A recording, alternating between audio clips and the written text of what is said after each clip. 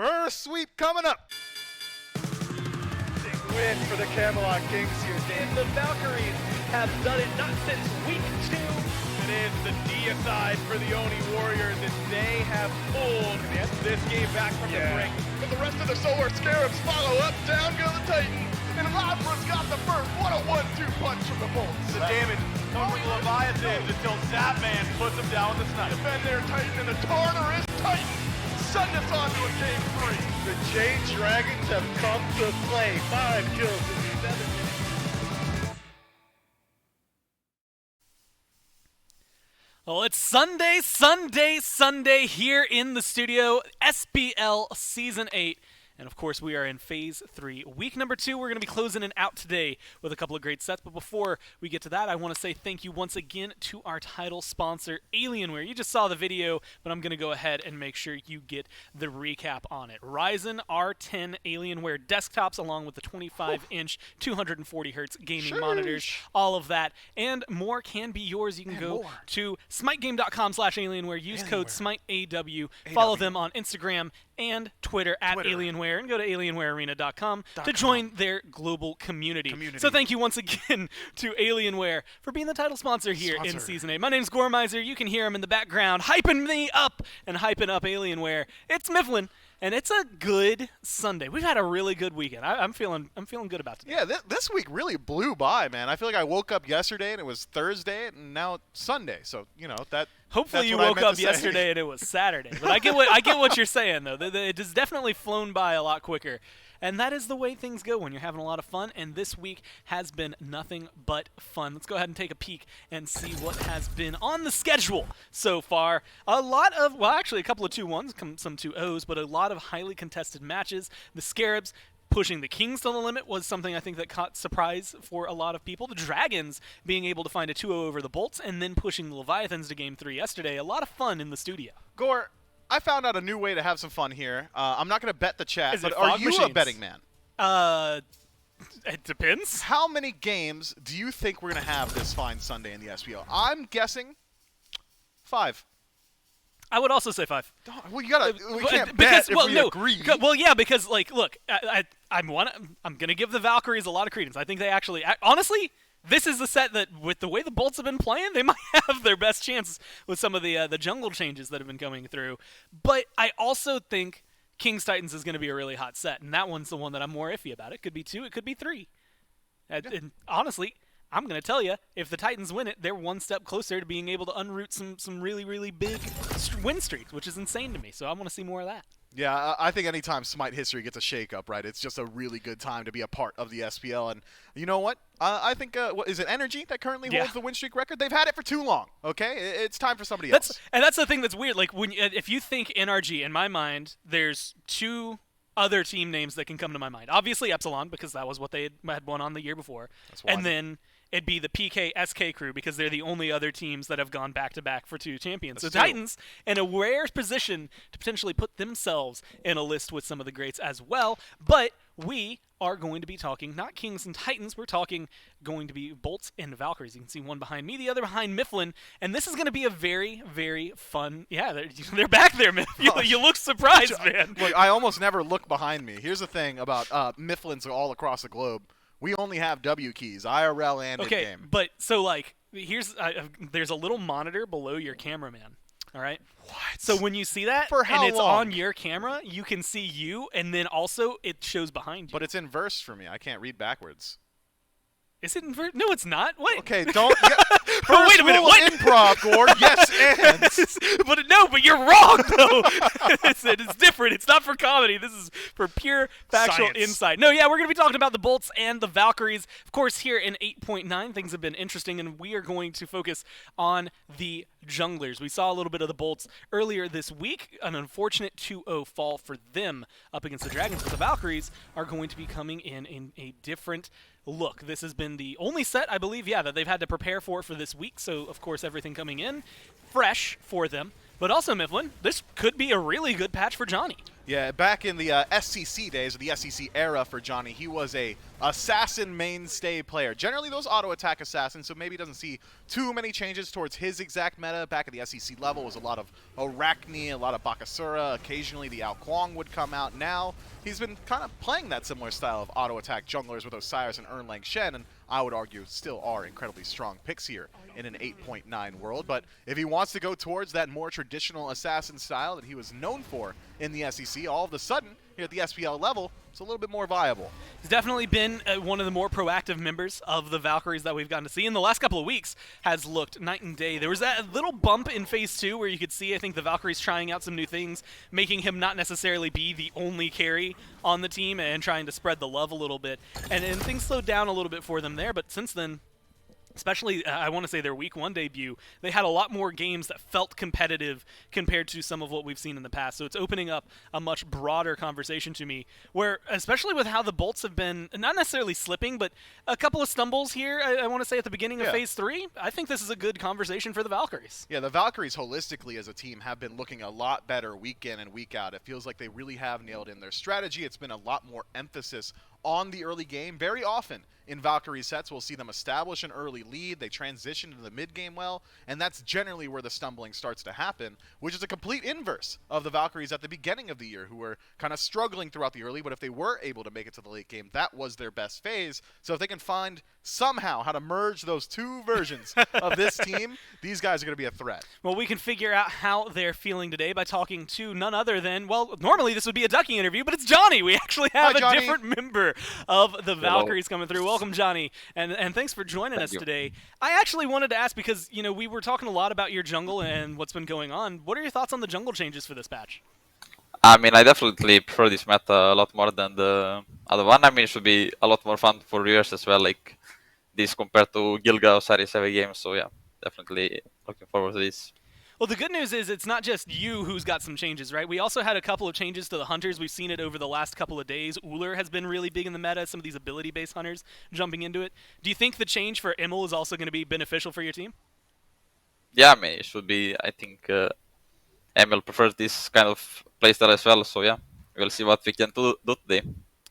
Well, it sounds like it's going to be, so far, a good little Valkyries buff. I just want to know, you know, we've been talking a lot about it, this matchup versus the Bolts. You guys have had some issues taking this team on in the past. How are you feeling about the matchup today? I mean, I'm feeling very confident now. I think I'm a lot better in this like full damage jungler matchup. So yeah, I think should go a bit better this time. 8.9. It's the patch for Johnny, man. Excited to watch the games. Good luck in your games, man. Thanks for your time. Thank you.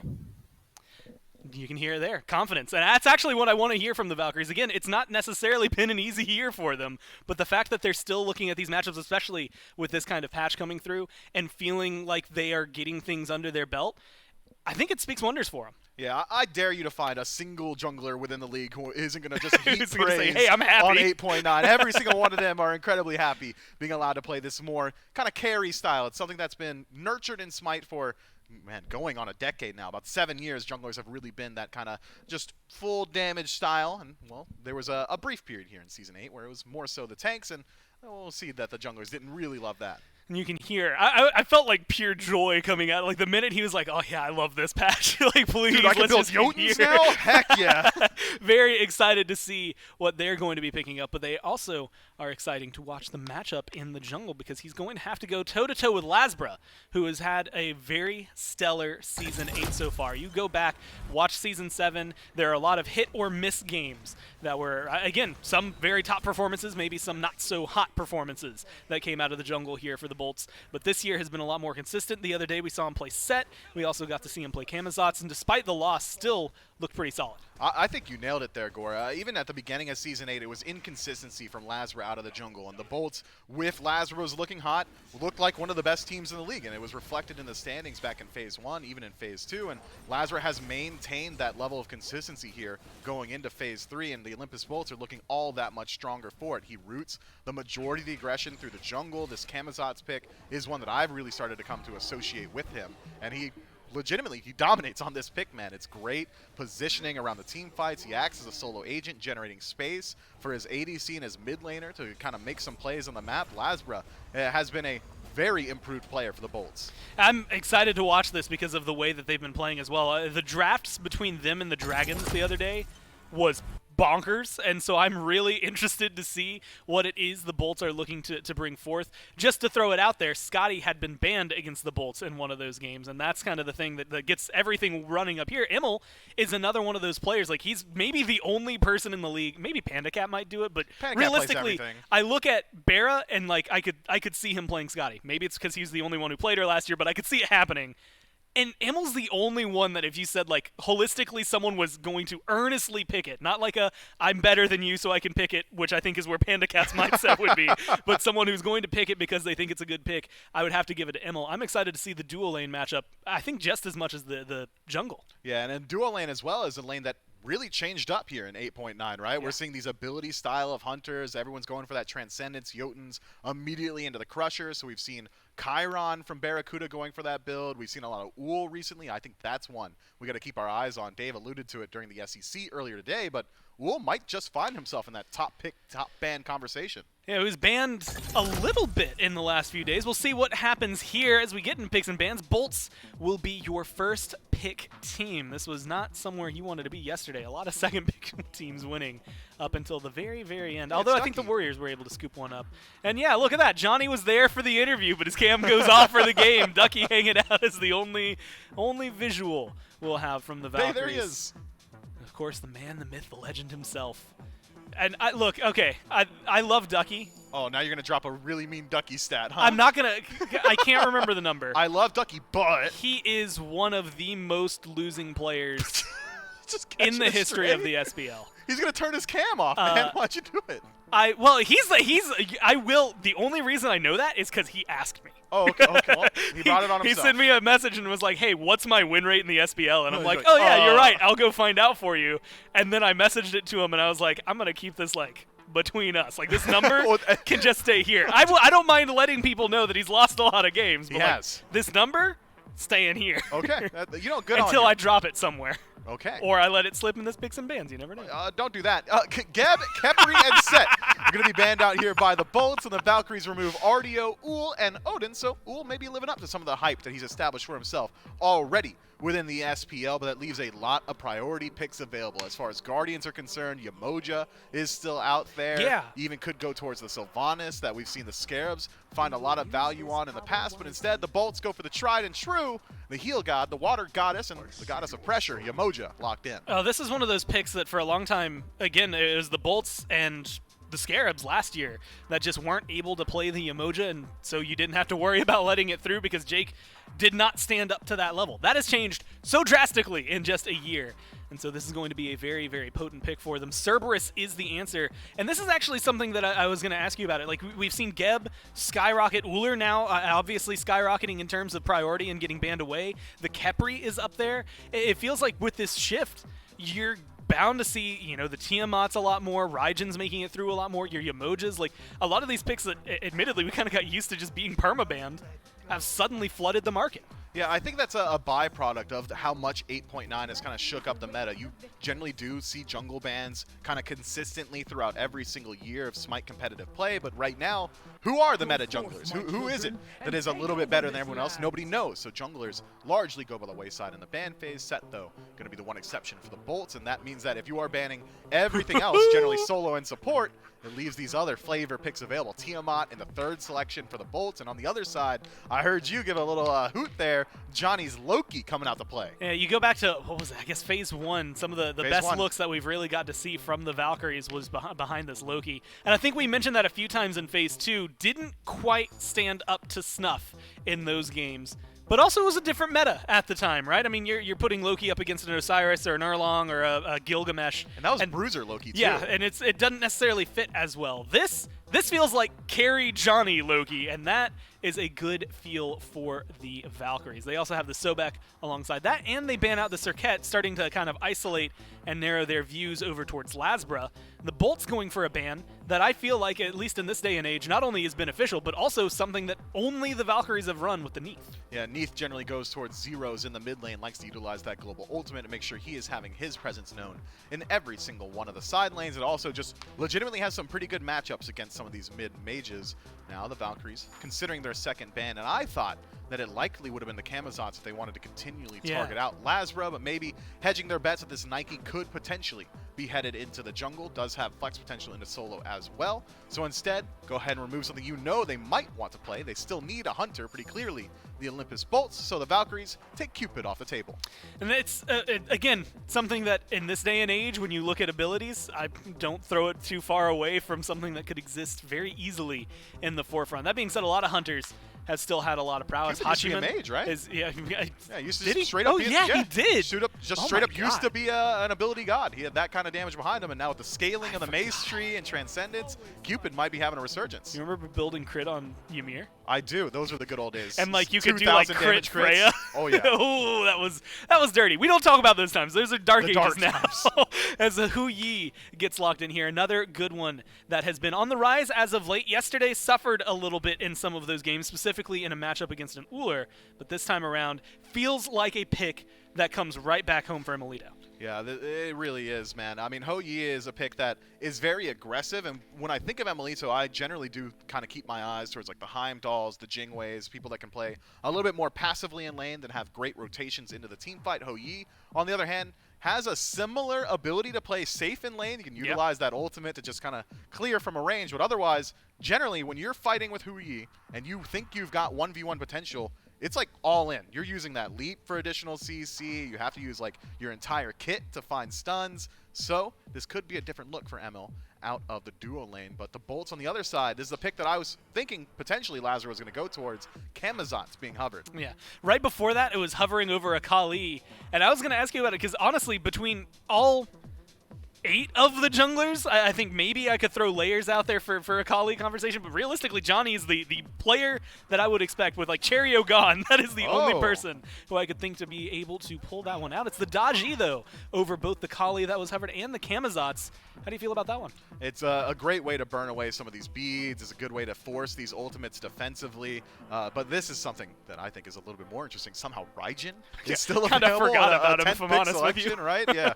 I'm sure the Valks, if they do elect to pick up that Raijin, are very happy with how the bans have lined up for them. But going back to this Daji, it's great just 1v1 potential. If you're in a position as the Bolts in a siege situation, you don't generally have the best 5v5 siege. The defensive capacity of the Valkyries draft is incredibly strong. So when you take a god like Daji, you can do these 4-1 splits, and for the most part, she's winning just about every 1v1, I'm thinking, at this point, especially with how the assassin builds have rounded out. But for the composition as a whole from the Bolts, I mean, like, Yemoja, admittedly pretty good throughout all phases of the game. Jingwei's relatively safe, but they should be able to get some pressure early on. Tiamat kind of shifts that dynamic a little bit more. Vin can do a whole ton, but are they going to be able to keep up with, like, the pressure that Raijin and Loki are going to be able to put out? Man, Loki's early game presence is untested here in 8.9. Back in the earliest parts of Phase 1, Loki was played that bruiser style, and everyone was saying post-rework, oh, what's Loki going to do now? He doesn't have that same one-shot potential. I think we've seen that he definitely has the ability to eviscerate some health bars pretty quickly. But he just got, like, nothing but buffs for this match. Essentially every single item that has been buffed is an item that Loki is looking to pick up himself. Transcendence, Jotun's Wrath, Brawler's Beatstick, Heartseeker, to be sure, could even go towards that Hidden Blade to boost his one-shot potential even further. But I'm not sure how this is going to reflect in the early game for Loki. Generally, it was that Mace start for him. I'm talking Blackthorn, not the Mace tree. And then you go from there. I'm not sure that's the path he's going to elect to go this time around. So this might be a slow farming style for Johnny until he gets a couple items under his belt, or potentially could still look for that early game pressure. I mean, does it fit well that, like, you've got Sobek for Plux that theoretically in the 3v3 can start getting things up? Although I say that like the 3v3 is early. The 3v3 is not until like 10 minutes in, maybe a little further.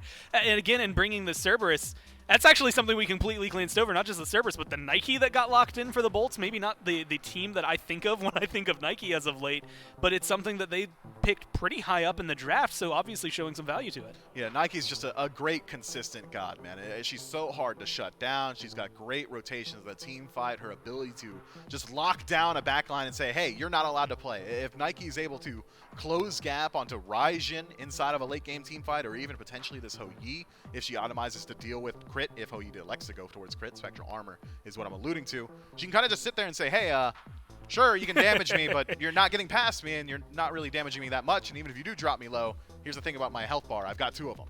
Because, yeah, you drop the Sentinel of Zeus, you get the extra bit of health. We'll call it bit of health. Yeah, that can, small just amount, a smidge a little bit. that goes your way. Forces usually things like a Sunder. That's actually another conversation to be had because we've seen a slowly falling away, at least in terms of supports lately. Haven't seen as many blinks over the last few days from a support specifically. But that's typically, especially in the 1v1, Cerberus's job here in the matchup versus a Nike should be the Sunder still, right? Or do you think that that's something that they can forego and just try to kill her the old-fashioned way? I think they could also elect to go for the Ankh if they so choose, right? Has a little bit of that health shield removal, also going to do additional damage to whoever's healing. So if you do want to get a little bit more versatility from that relic slot, if you are trying to dedicate something to deal with this Nike, Ankh is an option as well. But Sunder, as you highlighted, kind of is just that true answer, right? You pop the health shield, and then I pop your health shield with the Sunder. So we'll keep our eyes on the relics for the Valkyries going forward. But we had a conversation with PBM after his set yesterday, and he was just saying, man, all these relics right now feel so good that you don't want to really force yourself into that position. It's not really blink every time. It's not really Sunder every time. You kind of want to go towards the Frenzy for your team, or maybe a horrific emblem or something along those lines. So there is a lot of versatility right now in SMITE, in the Pro League, and it's kind of reflective of these large sweeping patch changes, right? Everyone's able to kind of put their personality forth inside the build a little bit more so when the game changes in such a large way. Well, of course, we have glanced over it just a little bit, and so I'm going to dive deep into this one because the Raijin, a 10th pick for the game, very good pick when it comes to specifically what Zeros has been able to bring, especially compared to the Tiamat that the Valkyries had played prior to that. Tiamat had, at the very beginning of her release and when teams were first locking her in, a very bad win rate because the teams that were getting her weren't performing with it. Here's the question for you, though. Raijin versus Tiamat. This is one that lately I've been leaning Raijin. I actually like him a little bit more. I think Tiamat provides a lot in the late game, but Raijin does it all game. Look, man, I think that when you evaluate Tiamat, there are two versions of Tiamat. There's Tiamat that everybody else is playing, and there's Tiamat when Paul's piloting it, right? And Paul's putting out 46,000 damage every single match, somehow diving tier 1 towers on his own. I think that when you're evaluating that, Tiamat's still head and shoulders above the competition, but it seems like the majority of the other teams within the league right now are putting a little bit more favor towards this Raijin. He's a very consistent pick, has CC immunity inside the ultimate, has long-range artillery damage, a traditional leap to not only engage fights in the early game, because his early game is legitimately likely the strongest of the mages currently in the meta rotation, but also great scaling into the late game.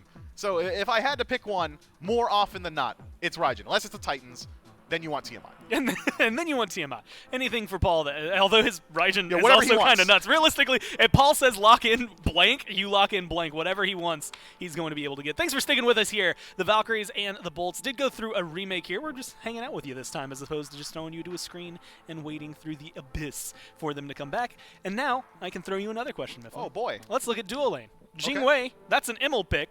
This is it's also a Barra pick. It feels really good in his hands. Hu Yi has been doing pretty decently lately. Really good at boxing, good control in the lane. We saw some ridiculous bounces over the last couple of weeks as well.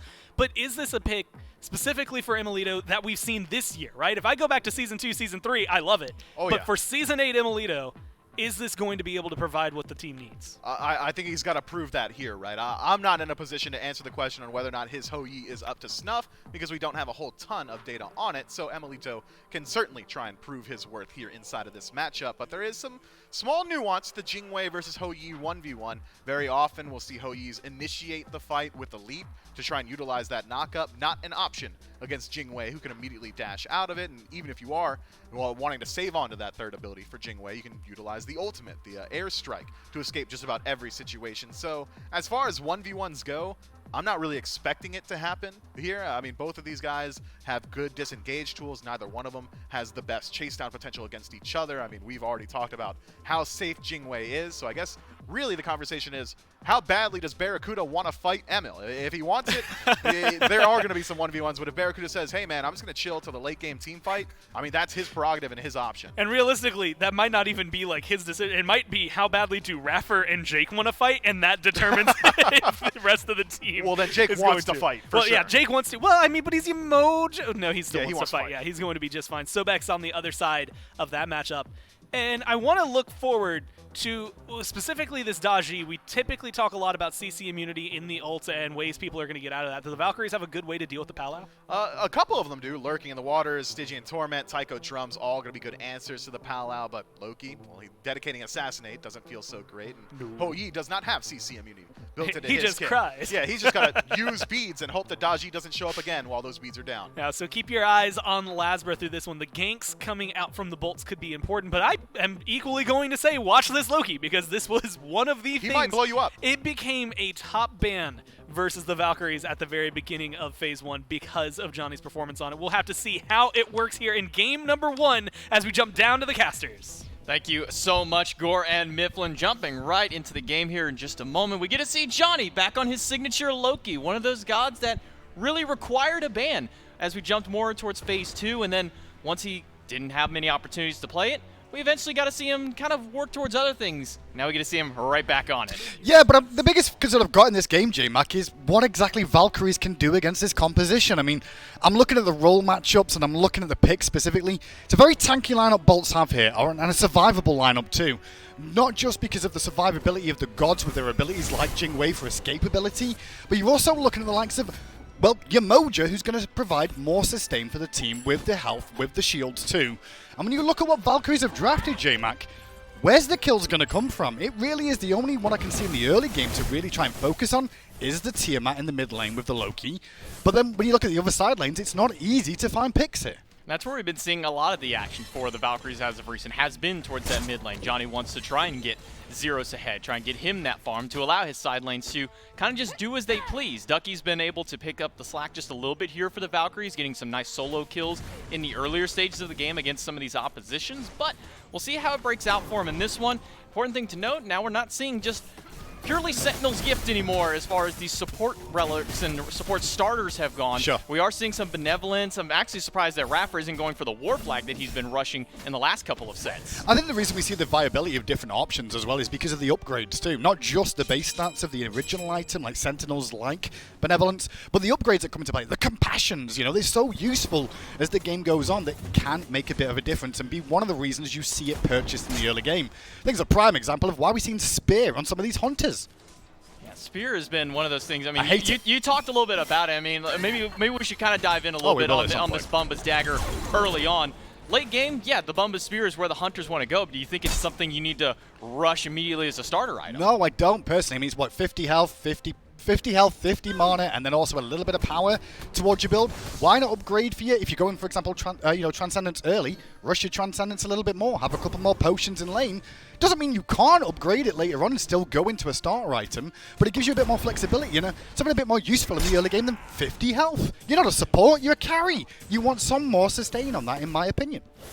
Well, one thing that Emilitu loves doing here is throwing some ricochets to get some big damage. Haddix uses his barrier formation. Will he be able to make it out? Johnny rotates over, a leap in on top of Ducky. Now Ducky's the one in danger. The 1,000 cuts are more than enough damage to take him out. Lasbra strikes first. Like the idea from Valkyries trying to get aggressive in the solo lane before Haddix hits those power spikes of having that ultimate available to keep the pressure rolling. Bad news is a good rotation coming in from Lasbra there to counter that, and he's punishing the Valkyries hard. Johnny almost falling down and gets back to that tier 1 tower. Not enough bleed damage just yet from Lasbra. He's only sitting at level 4. Jake will rotate in towards mid and put a little bit of pressure against Zeros, who's also gone for a little bit different of a start. We haven't seen this Vampiric Shroud in mid lane in quite some time. I think the sustain from that item is very useful. There's plenty of good options with the upgrade as well as the game goes on, but it does give you a little bit of tankiness too, take into account. Sure, the protections came down.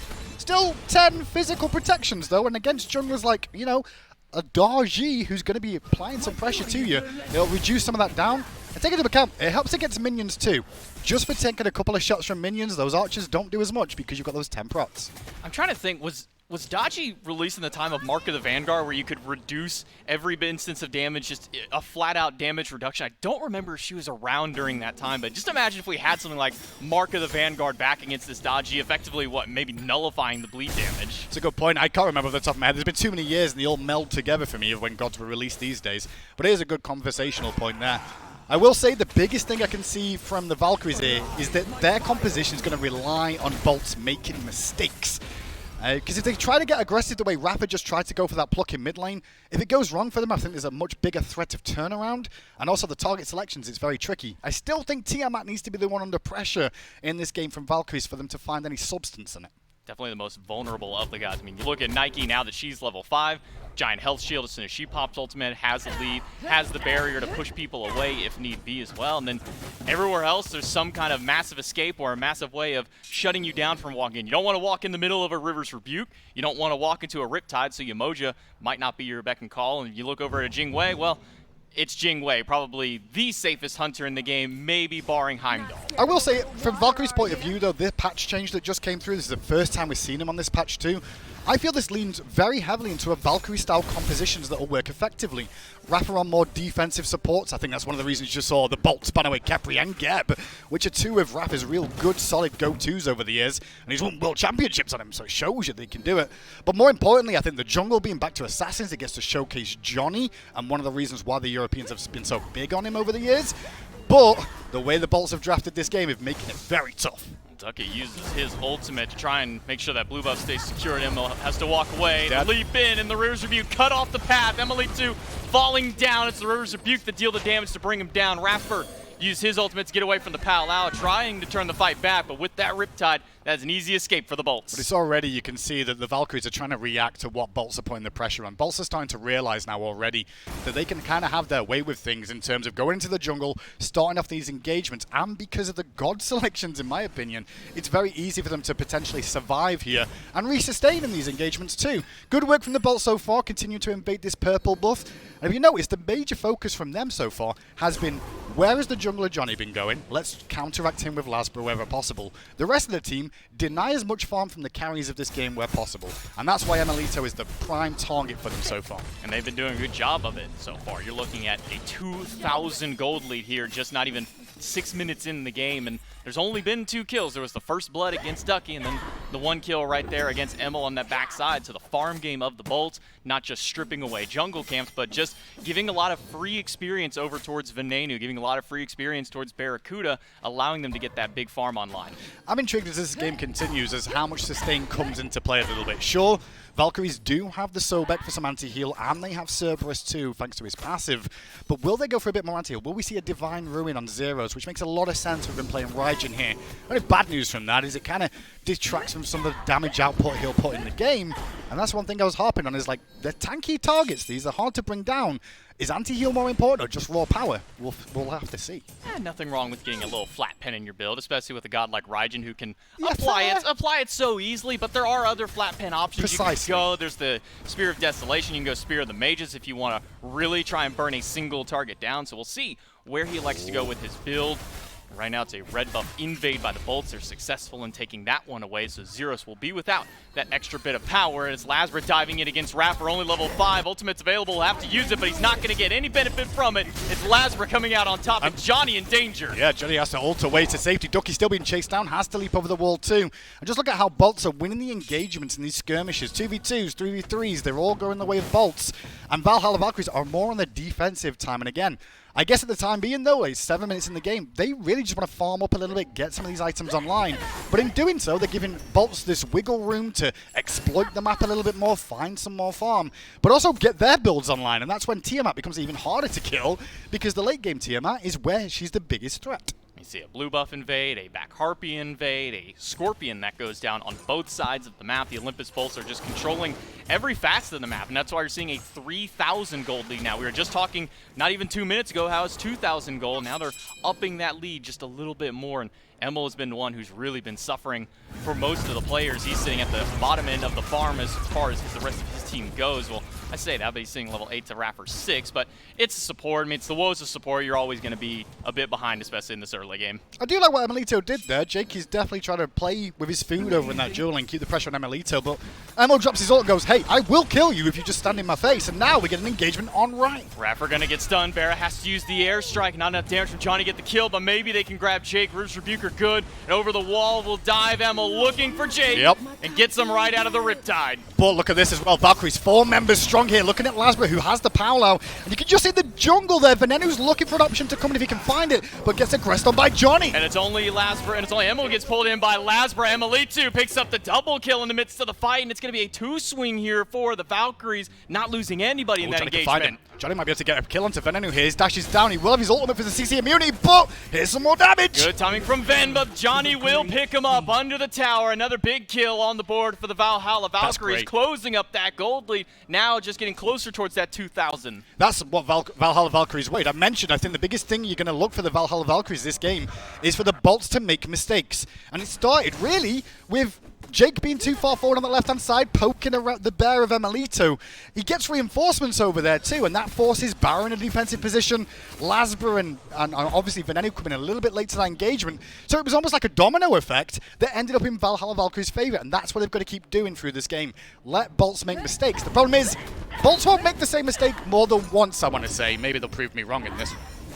Ducky is being pushed back by Haddix, not having fun trying to secure his own blue buff. The woes of the Guardian solo, you're not going to have as much secure compared to some of these warriors. And Haddix he's just being a bully. He is just not going to let him get this blue buff, while the rest of the bolts aren't going to let Raffer try and go for this purple buff. Emil will spot him out. He'll throw out the ricochet for some damage, but it's a stun back that'll stop him in place. Look at Johnny, though. He is rotating in towards this. Plenty of Omni available, though, from Jake, so he should be able to Riptide away if he needs to.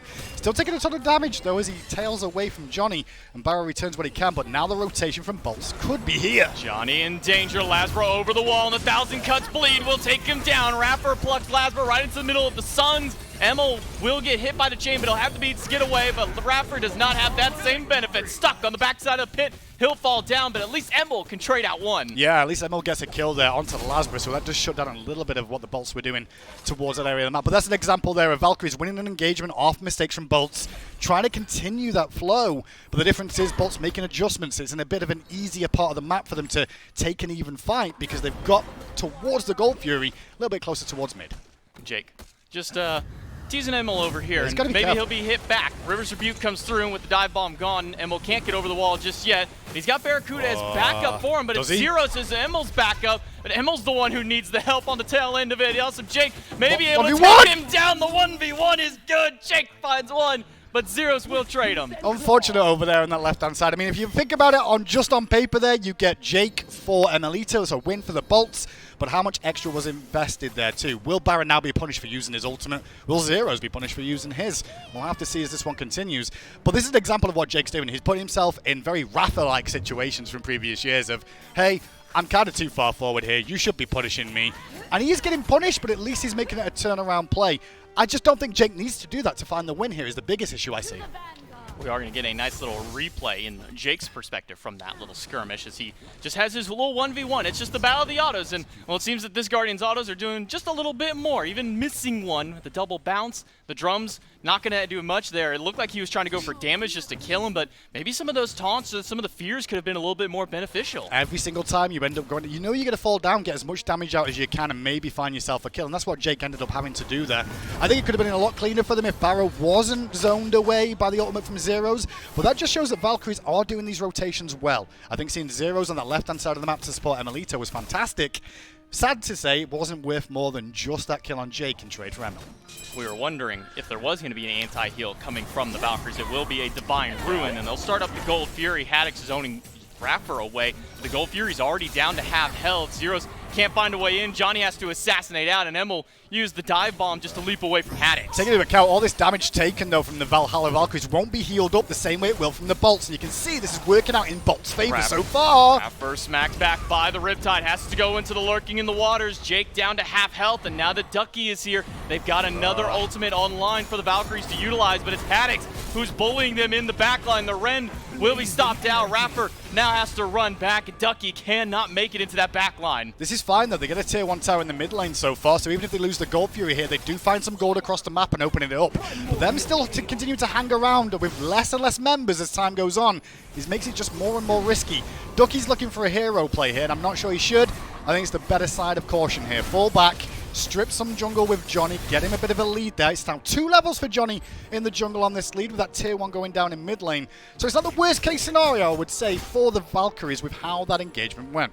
And you see Johnny recognizing there's not much else we can do about this Fury. Everybody go back to base, reset, and Johnny himself goes over towards the right side to push up some of those minions and get him a little bit of extra farm. Even now going in and clearing out his jungle to speed his respawn, so he'll walk towards it, but a gold Fury for the Olympus Bolts means that they get to maintain that 3,000 gold lead, but it's really the largest lead they've had so far this game. The Valhalla Valkyries have been doing good of keeping it no more than this 3K. Yeah, they have been keeping it only the 3K, but that's mainly because Bolts have been overplaying the hand a little bit, I would say. That Gold Fury fight, there was a prime example of the sustain that the Bolts are going to have. When you saw the health bars after the skirmish around Gold that was at half health, by the way, every Bolts member was still full health. Whereas Valhalla Valkyries, their carries were at half, they can't really go in, their jungler forced to away as well, makes it a very tricky situation for them. It's very much a burst comp Valkyries have to go for here, but their target options are very limited. That Trickster Spirit already putting in some work against Zeros. That was almost a quarter of his health he lost just from that ability. The damage from Lasbra really starting to come to fruition. Pyromancer starting, and they have some ways of interrupting it by way of Awesome Jake, and they'll take that Pyromancer, add a little bit more gold to their pocket, and keep their lead up. Generally, I mean, the Pyromancer doesn't hurt as much as losing the Gold Fury, but I think the Gold Fury and the Pyromancer for a tier 1 tower across that fight does end up adding them more in their favor.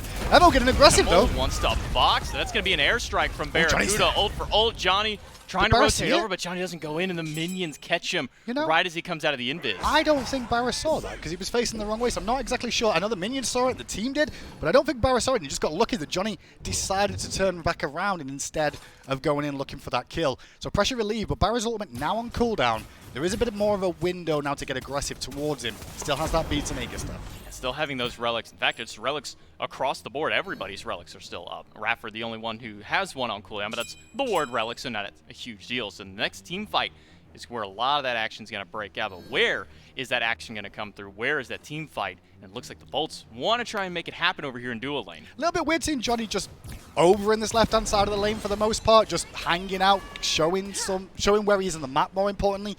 He's not going to find a kill there in the dual lane. I understand there's nothing in the jungle for him to take right now, which makes a lot of sense of, well, I guess I go to a lane. But at the same time, having limited vision on the jungler always keeps that threat of, like, if he's not there, where is he? Is he going to be in my lane? If you see him, the team gets the comm issue of knowing what's going on.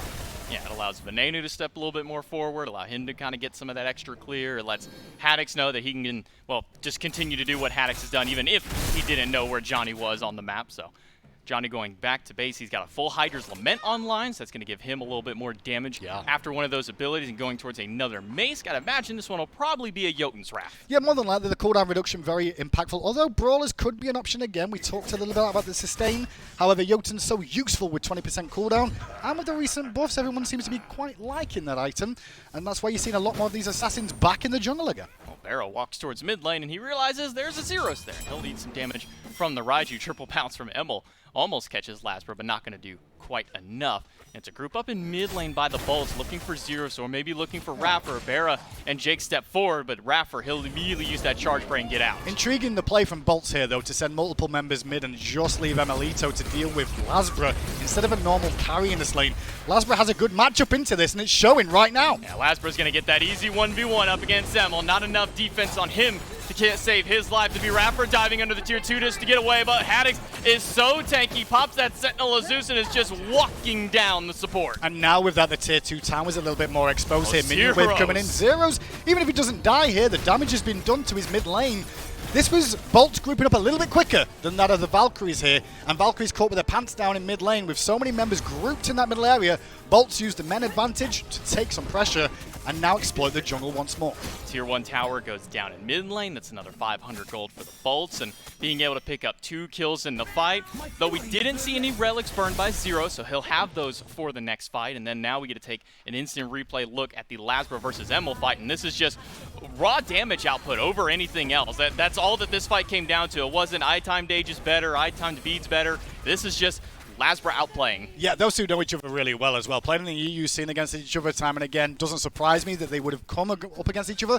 But that's Bolts making adjustments. They want to send Barra mid because guess what? Barra's matchup into Sobek is great. As a Jing Wei, he doesn't have to worry so much. So why not send him mid to put some tower pressure there? But then they're like, well, we're leaving our dual lane empty. Someone's going to go there. And Lasman's like, you know what? I'll take a 1v1 versus a carry at this stage of the game. I'm pretty fed at the moment. I just got, my Jotuns online, my Crusher. I could probably bleed him down. And that's exactly what we see happen. Emil overextends. He gets punished. And also, Bolt's winning mid lane too.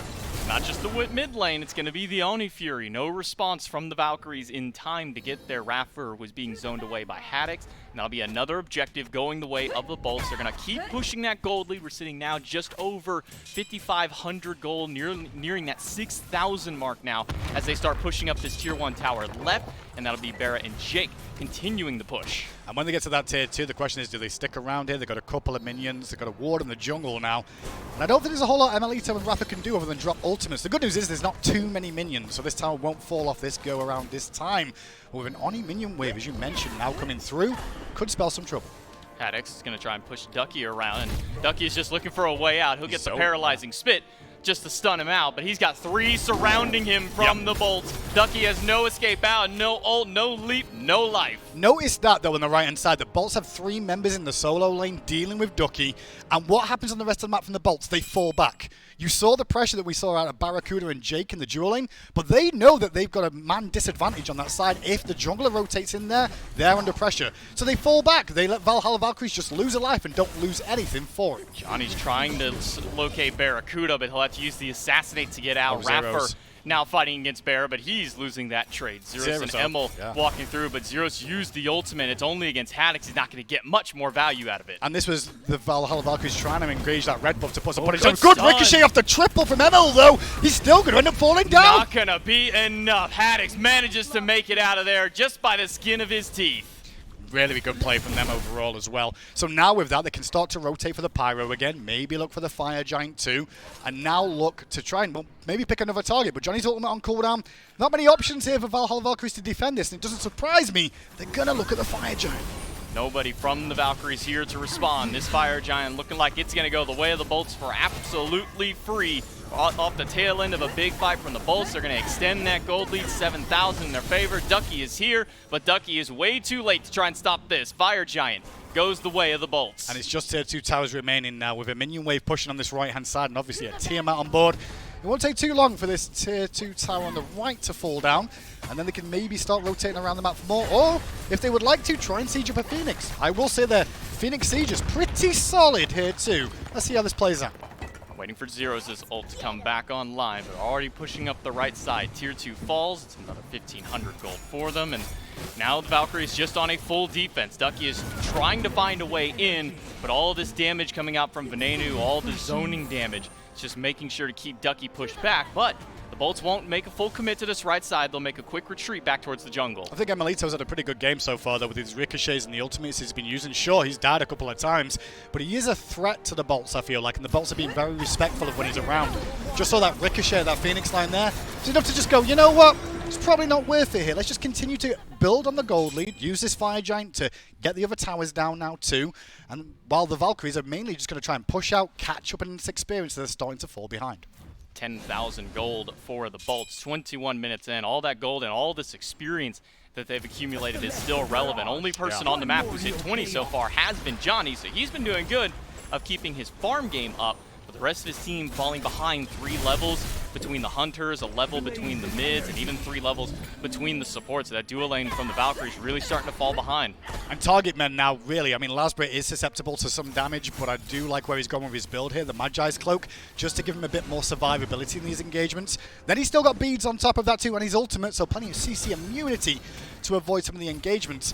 I think you're looking at the Loki to look for the carries. You're looking at Barracuda. You're looking at Venenu. Can he get to that back line and find a kill or put enough pressure on for the rest of his team to assault the front line?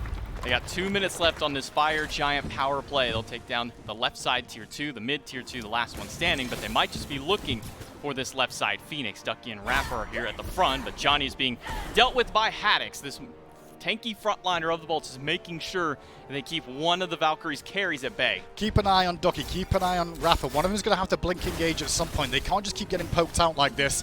The health bars will just dwindle down, and there's Rafa looking for it now. Rafa finds the pluck. It's only against Jake, and the beads are good to get him out. The suns fall down. but there's no further damage and no further follow-up. And look what happened there. Sobek uses ult, Sobek uses blink, and the Hou-Yi ult too. That's a net win for Bolts. They resustain with the Fire Giant, they resustain with Yamoja, and guess what? Next one to look at, Ducky. Watch out for his blink. He'll be looking for the same thing now, and Bolts will be very aware of it.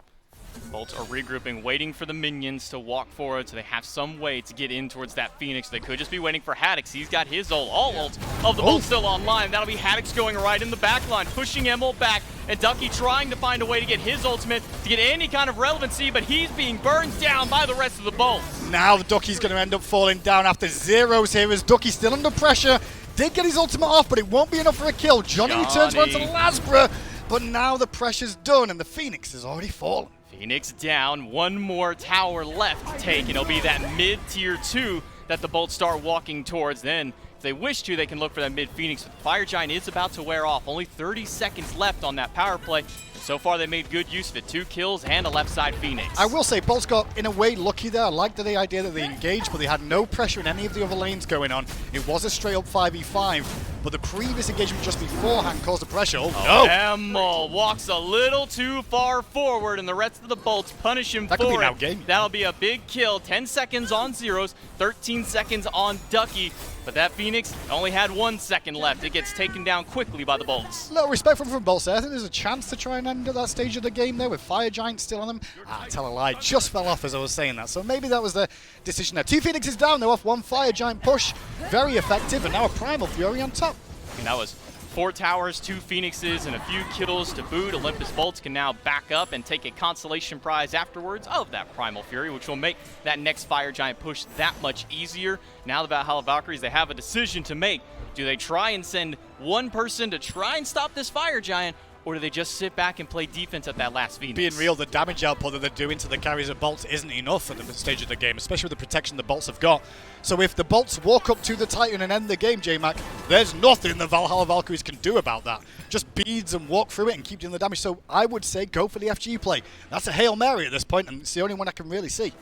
We'll see if they go towards it. For now, it's Haddix and Jake walking up the mid lane, making sure to keep those minions push forwards. They have ample time and ample opportunity to strike this Fire Giant down. It will respawn here in just a couple of seconds.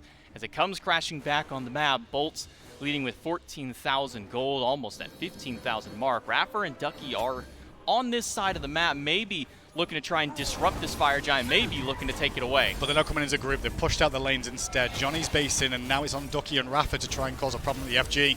But look at him getting zoned away by the front line. It's just one after the other trying to go for it, but now the rest of the Valkyries are moving in. Fire Giant is down, and it's a hasty retreat from the Valkyries. Too little, too late to get in there. Rapper zoned away, and Zero's picked off. Lasbra gets a big kill for the jungle, and looking at Johnny. All the damage might just be enough. Don't even need the pull back. And with that, with 2 members already dead on the Valkyries, now it's an even harder defense with 2 Phoenixes down too. I don't even need to look at that right-hand side, one that the Bolts are going for, but might as well for the stat lines. Looking to end the game, or maybe just take one more Phoenix. They got 2 on that right-hand side. Now with all Phoenixes down and 4 members pushing up, the Olympus Bolts can look to close out this game with just the defense from Emil, just the defense from Ducky. May not be enough, but Ducky goes in with the ult, pulling in Ven. Ven will leap in on his own and deal so much damage back to Emil. There's nothing that they can do to defend. Olympus Bolts will take game number 1, maybe after they get an extra kill or 2. Yeah, they'll get a couple more in the firing, but this really comes back to how the game went at the beginning. Picks and bans, for me, was a big telltale sign of where this one could end up going. Very tanky, sustainable front line from the Bolts overall. Causes problems for the Valkyries. There was moments in that first 10-15 minutes, though, where the Valkyries found windows of opportunity, where they got a bit of a lead, but they couldn't continue to capitalize on it. The window shut down, and that's what you saw at the end of the game. Olympus Bolts started running away with the game early, and the Valhalla Valkyries, they had answers back. They were able to hold them off for a while, but mostly just capitalizing on the Bolts being maybe a little too over-aggressive. We'll see if the Valkyries can shift it up in game number 2, but let's go ahead and take it to a break, and we'll come back with the desk.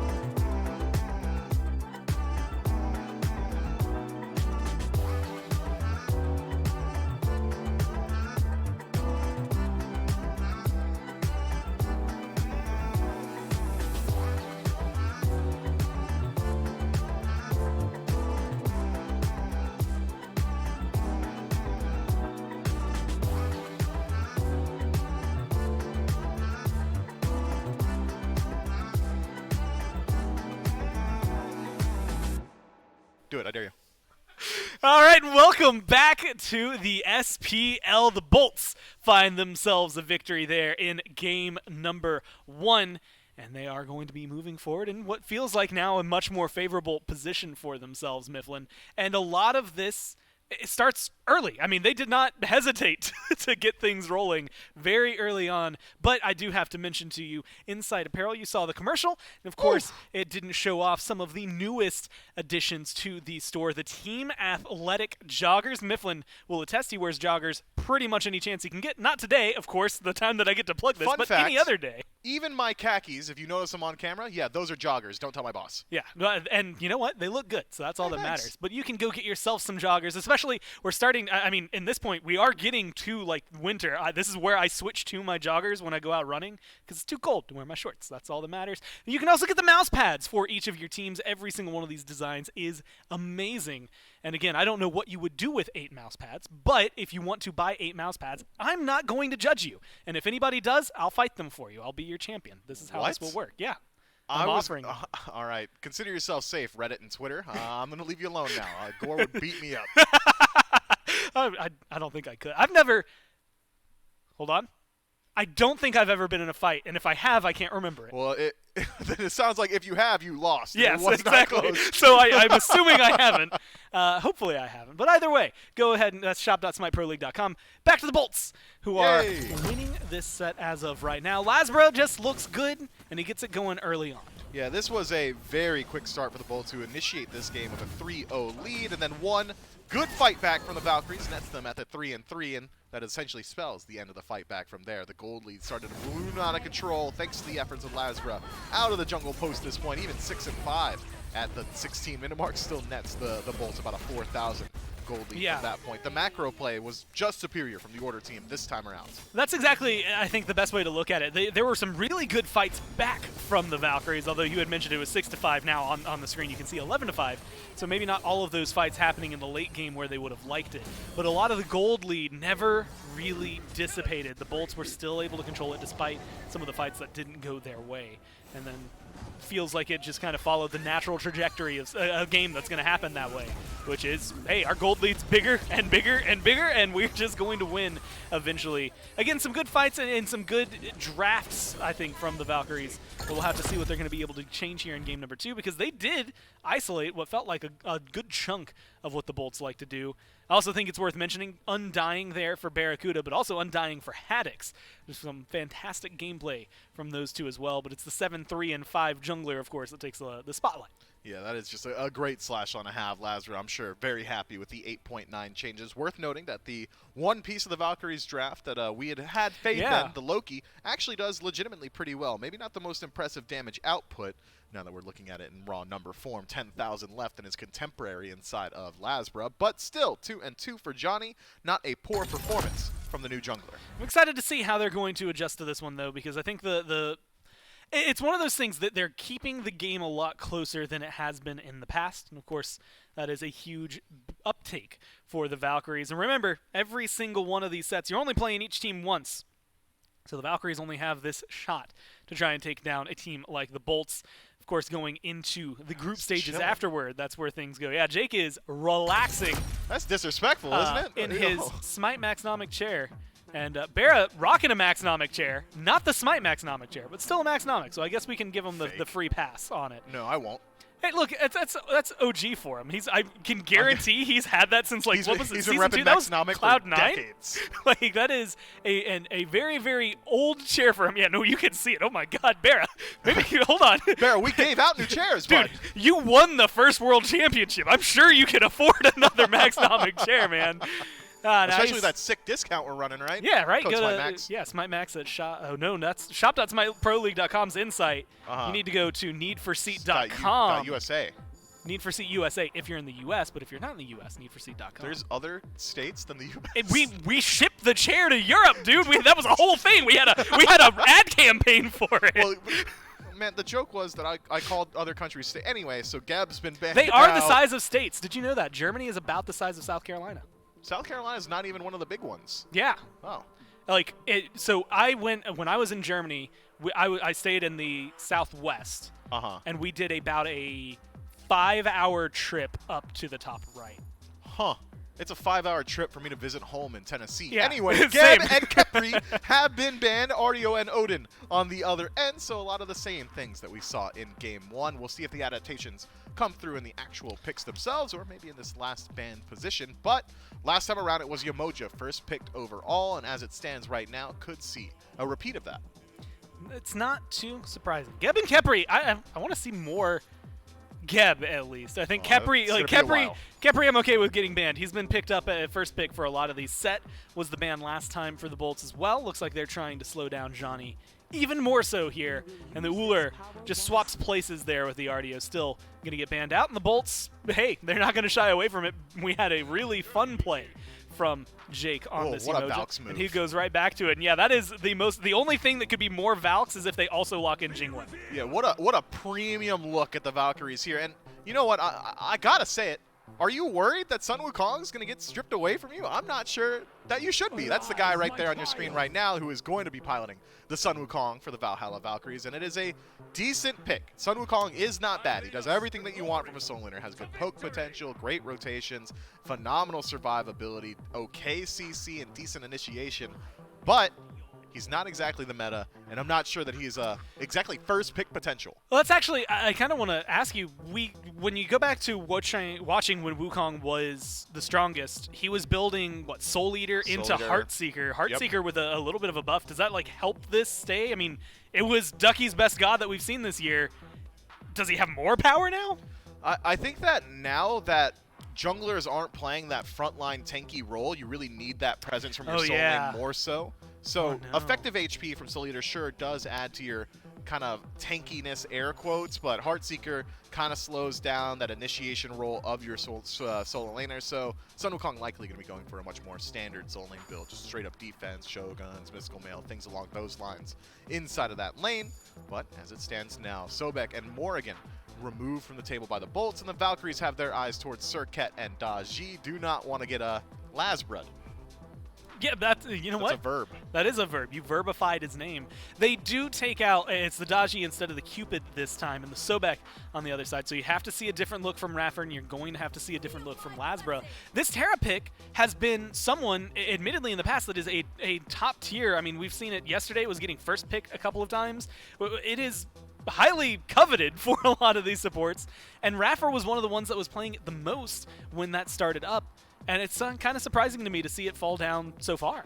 Yeah, Terra is just a pick that is just going to fit into any singular draft. She's very much a plug-and-play god in that Earthen Fury's going to do something good for you regardless. Behind, ahead, probably feels better from ahead, but still is going to work at any facet of the game. Great burst heal for your team, good burst of damage onto the opposition. You've got essentially entire lane control, like worth a CC. The third ability actually locks down like entire pathing throughout the entirety of the map. So I think the Terra is a very strong pick, and surprises me as well that she falls down this low in the pick and ban order. But I got to keep harping on it, man. This Sun Wukong in the first pick position with Heimdall. Let's take a peek at the other side. They got Yamoja, Tiamat, King Arthur, and what I can only imagine, if they so choose, could even be like a Raijin for maybe the Valkyries here. But like, it just feels like the Bolts have gotten a ton more value from their picks. And it's weird to say this. I mean, you cover up and you try to block off everything but what is, you know, the top three picks here for the Bolts as they wait for the bottom two. And that's plug and play for a majority of these teams. I mean, King Arthur right now is maybe the only one that's on the fence. There's only a couple of players that are going to be pulling him out. And admittedly, it has treated Haddix incredibly well this year. I think for a while he had a 100% win rate, or very close to 100% win rate on that god. If you cover up everything that denotes what team it is on the other side, that screams Valkyries from the roof. So, well, it's Wukong, Loki, and now Thoth. Like, that is such a Valkyries draft. Right. That is, it feels so them. Whereas now we get a Raven locked in on the other side with a Hachiman. That one's not too surprising. We've seen Bear play, but the Raven has kind of been missing for a few months now. Yeah, Robin left the league when Scary D did, right? I mean, he was the only one that was really playing that god, and now with the changes to the Mace tree, I think that Robin legitimately is incredibly strong, has great scaling. Now that we've got additional power on Brawler's Beatstick, on Crusher, Jotun's Wrath, being a little bit cheaper means that overhead kick is going to be available a lot more often inside of this one. Look, Robin is a god that is going to come and go with the Assassin meta, and I think right now this is prime time for Robin. And we'll see exactly how Lazarus is going to look on it. It was, like you said, something that we've seen a few junglers use. Phase 1, it was definitely a lot more prominent than we've gotten to see throughout the rest of the year. And so maybe now's the time to shine. Thoth!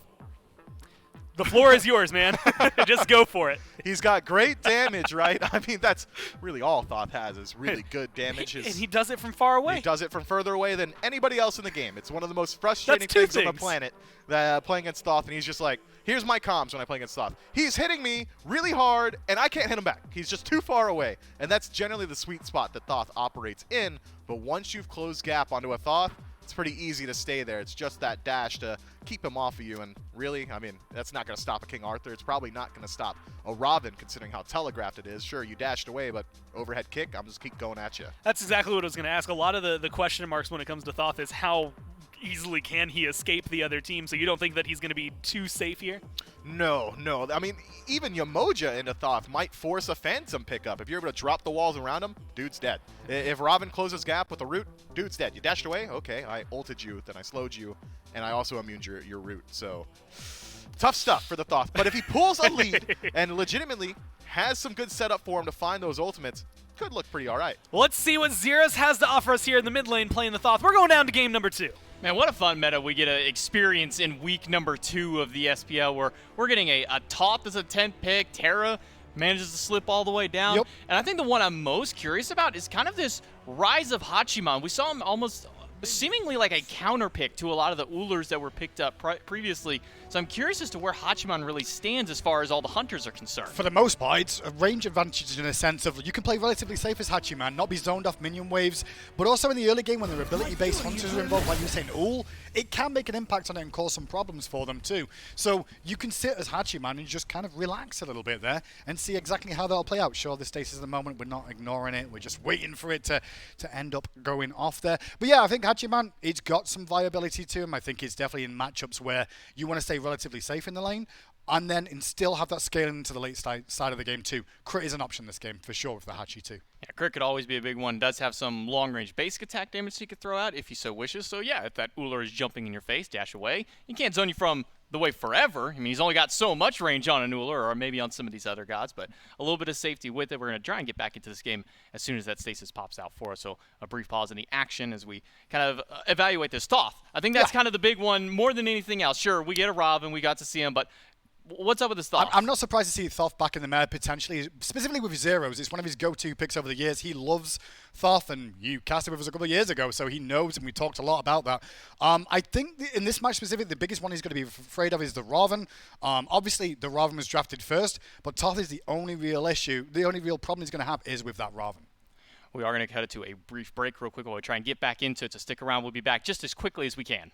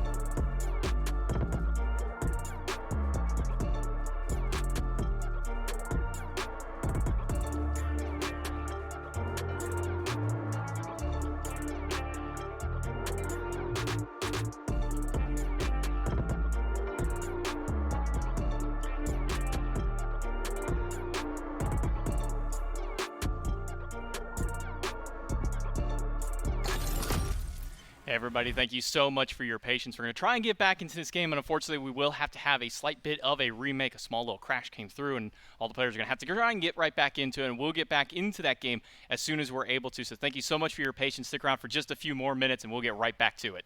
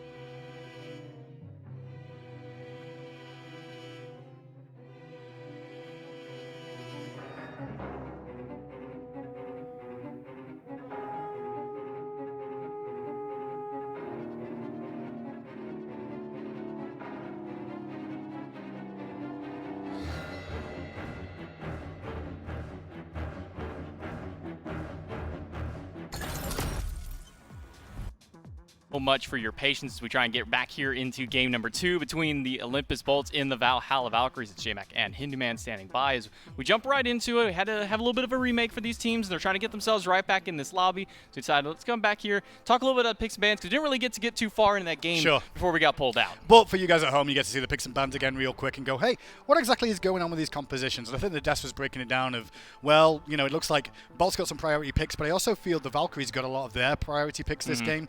Sun Wukong for the solo lane, sure, we don't see too much as of late, but I know it's one of Ducky's go-tos.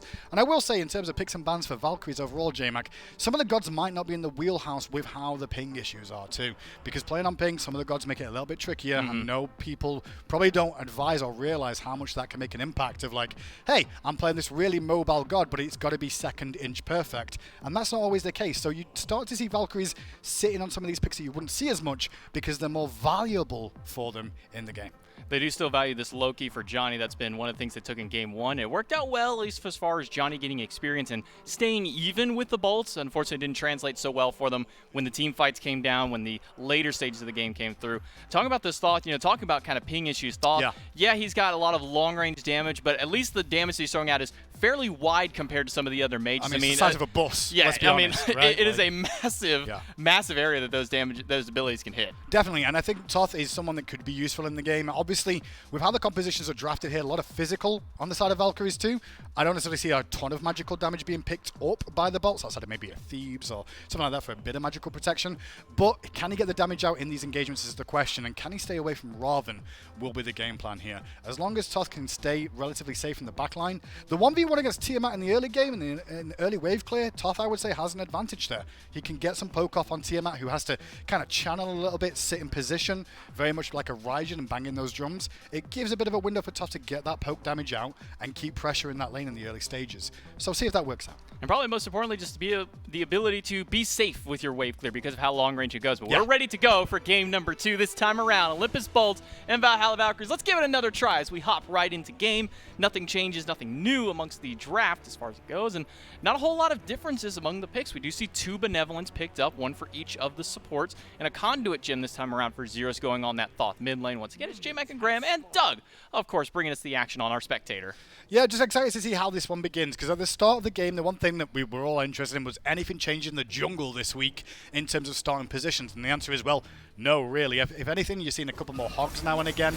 Both supports this game, so picked up the Hand of the Gods consumable, just to help them with the wave clear a little bit earlier in the game here. Funny enough, I did see yesterday, or the day before, where the Dragons played, we saw Mike go back to base and get a secondary Hog to be able to use it on the next purple spawn because they've been pressured in the laning phase. Keep an eye to see if we see more supports do that. Awesome Jake immediately diving in. 2 of them stunned out, but not too much further damage. Instead, it's Awesome Jake being poked out those minions, helping to drop him down to about half health. Aggression already from the bolts here in duo. Power, though, from Yamoja is the big key here. That Omni stacks, you know, you'd be able to throw out those bubbles consistently and stuns. It just gives you great wave clear in the early game, so it's no surprise to see this the case. And look at the bludgeoning damage that has hit onto Emilito. Not looking for damage on him, really, just mainly minion clear, but it has helped. Johnny gonna help clear out some of those waves that he took quite a hefty chunk of poke from Laz and Ven. While Zeros has some nice safety with Thoth, whether it be with his wall jumping up or him making sure to have his escape as a second ability, Johnny doesn't have that same level of safety. He can use the stealth to try and go in, but you can already see Ven has spotted him out, and he'll try and fire some poke right back at him. Zeros falling low. Laz wants to close the gap, but he's not going to find him. Yeah, you can also see the Zeros is having to manually walk up and just hit with those glyphs over again because he's not got the wall available yet at level 2. Took the dash for safety, which makes a lot of sense in this matchup, but he will be using those health potions and multi-potions to keep himself in lane if he can. Now that Raffer's hit level 2, he's got some pretty potent clear with Emil. They'll push Barra and Jake back. And Jake, who had lost quite a bit of health in their last engagement, being a Yamoja, he's able to get a lot of that back from the natural healing and just from those potions that he's had ticking away. Level 1 is definitely the hardest time for Terra in a game. Level 2 is where she starts to pick up, but really it's level 3 when you've got all 3 of those abilities, because at the moment he's got wall and probably the dash, as you can see there, for that 2-1 combo that's available. But look at Lasma wrapping around the back. Use the dash for the wave and might not have it for the engagement. A dash from Barra will stun him in place, and a stun from the Moonblast will make sure that Lasbra can pick up the kill, and First Blood goes to the bolts. 2-minute Gringe gank, everybody. Yep, back to it again with the junglers. We'll see if we see more than that through the phase as well. Good rotation in from Lasbra, though. The overextension from Valhalla Valkyries, that's the moment where they can start to contest that lane a little bit more. As soon as they do, Lasbra turns up, gets himself a kill.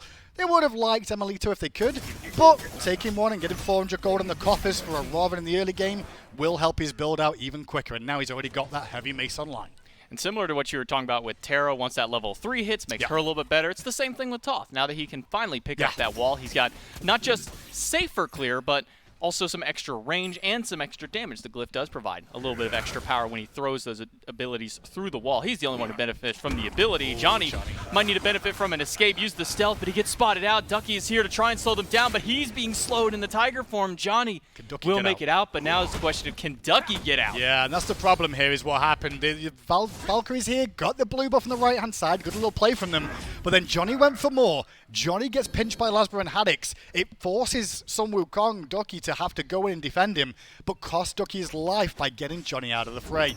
And more rudely, Johnny's now going to get the blue buff, which means Ducky gets none of that experience, but he has to do it because he knows the pressure was about to come through from the bolts, and he might just die because of it. Lasbra blinks in, gets the root, gets the Prana onslaught, and that'll be another kill on the board. 2 now for the jungler and even 1 for Haddix. So all the control on now this right side of the map. Yeah, domino effect going into play on that right-hand side. Get a blue buff, lose a life. Try and defend your own blue buff, lose a life.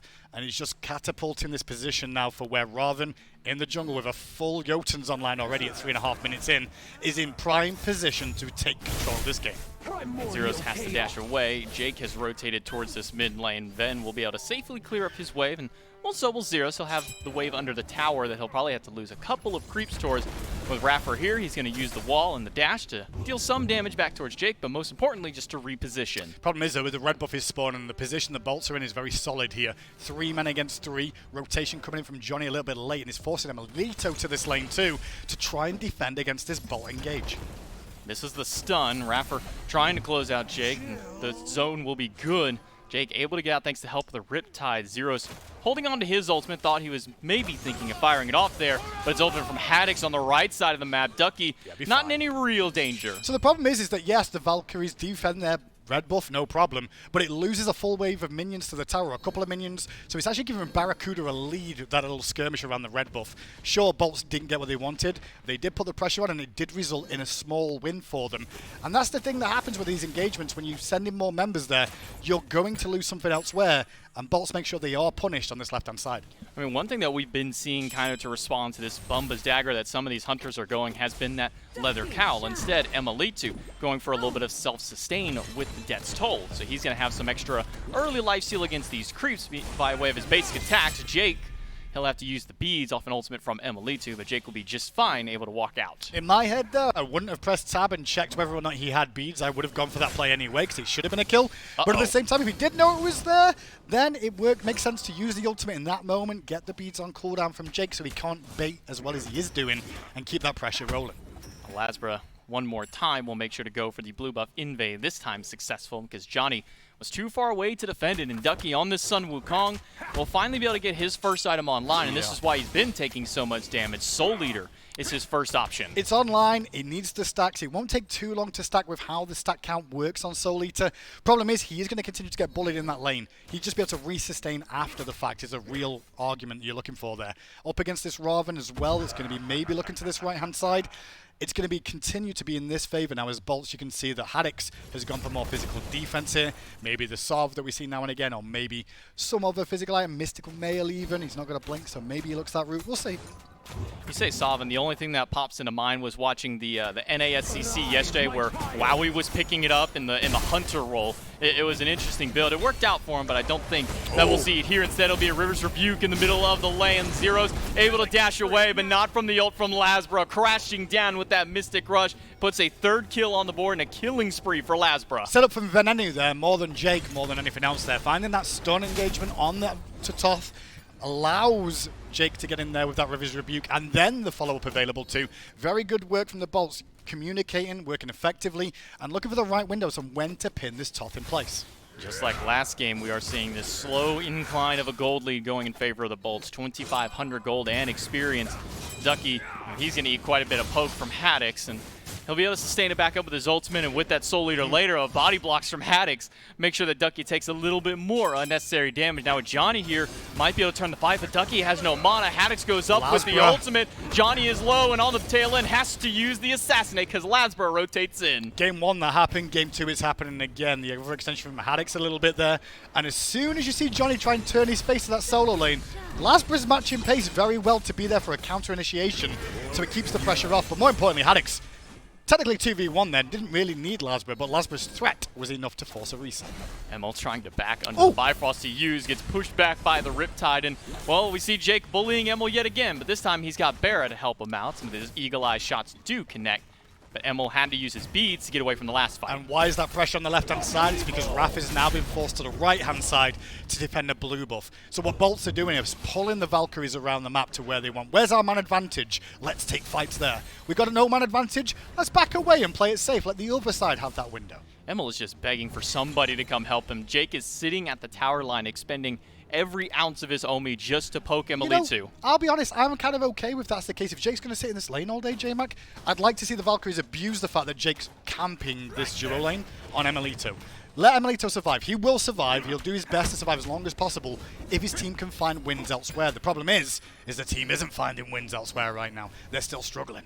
It's one of those moments you're just like, buddy, you just got to fend for yourself. Stay safe, stay under tower, stay under tier 2 if you have to, but yeah, maybe you're the one who's going to have to suffer a little bit this game because Zeros is really suffering in the mid lane. Ducky also taking a lot of fire in that solo lane. Zero's trouble. Rotation from Jake and Lasbra. Now that he leaves left lane, he says mid lane is the perfect target, and then puts him down. Johnny trying to return the fire. The Assassinate's good, but the damage after not good enough. The Aegis holds on, and Rapper tries to make something for it. Will Venenu fall down? All depends if Rapper can connect the last shots, but the sustain is just too much from this Yamoja. Lasbra will be able to hold him out and take him down. Ducky. Can Ducky make something happen on Venenu now? Venenu's still alive. Tornado 1, he will fall, but that's a 2-for-1 so far. And Ducky has to cloud and reset. No, he doesn't. He goes back in. Goes right in for the dunk, but he's low. The decoy's dealing some damage, but he doesn't have any backup. Instead, it's Barracuda on backup for the bolt. Stunned down, and hi-rez cleans him up. Great little play from the bolts. Good series of plays. Picking off the Toth in the middle area straight away.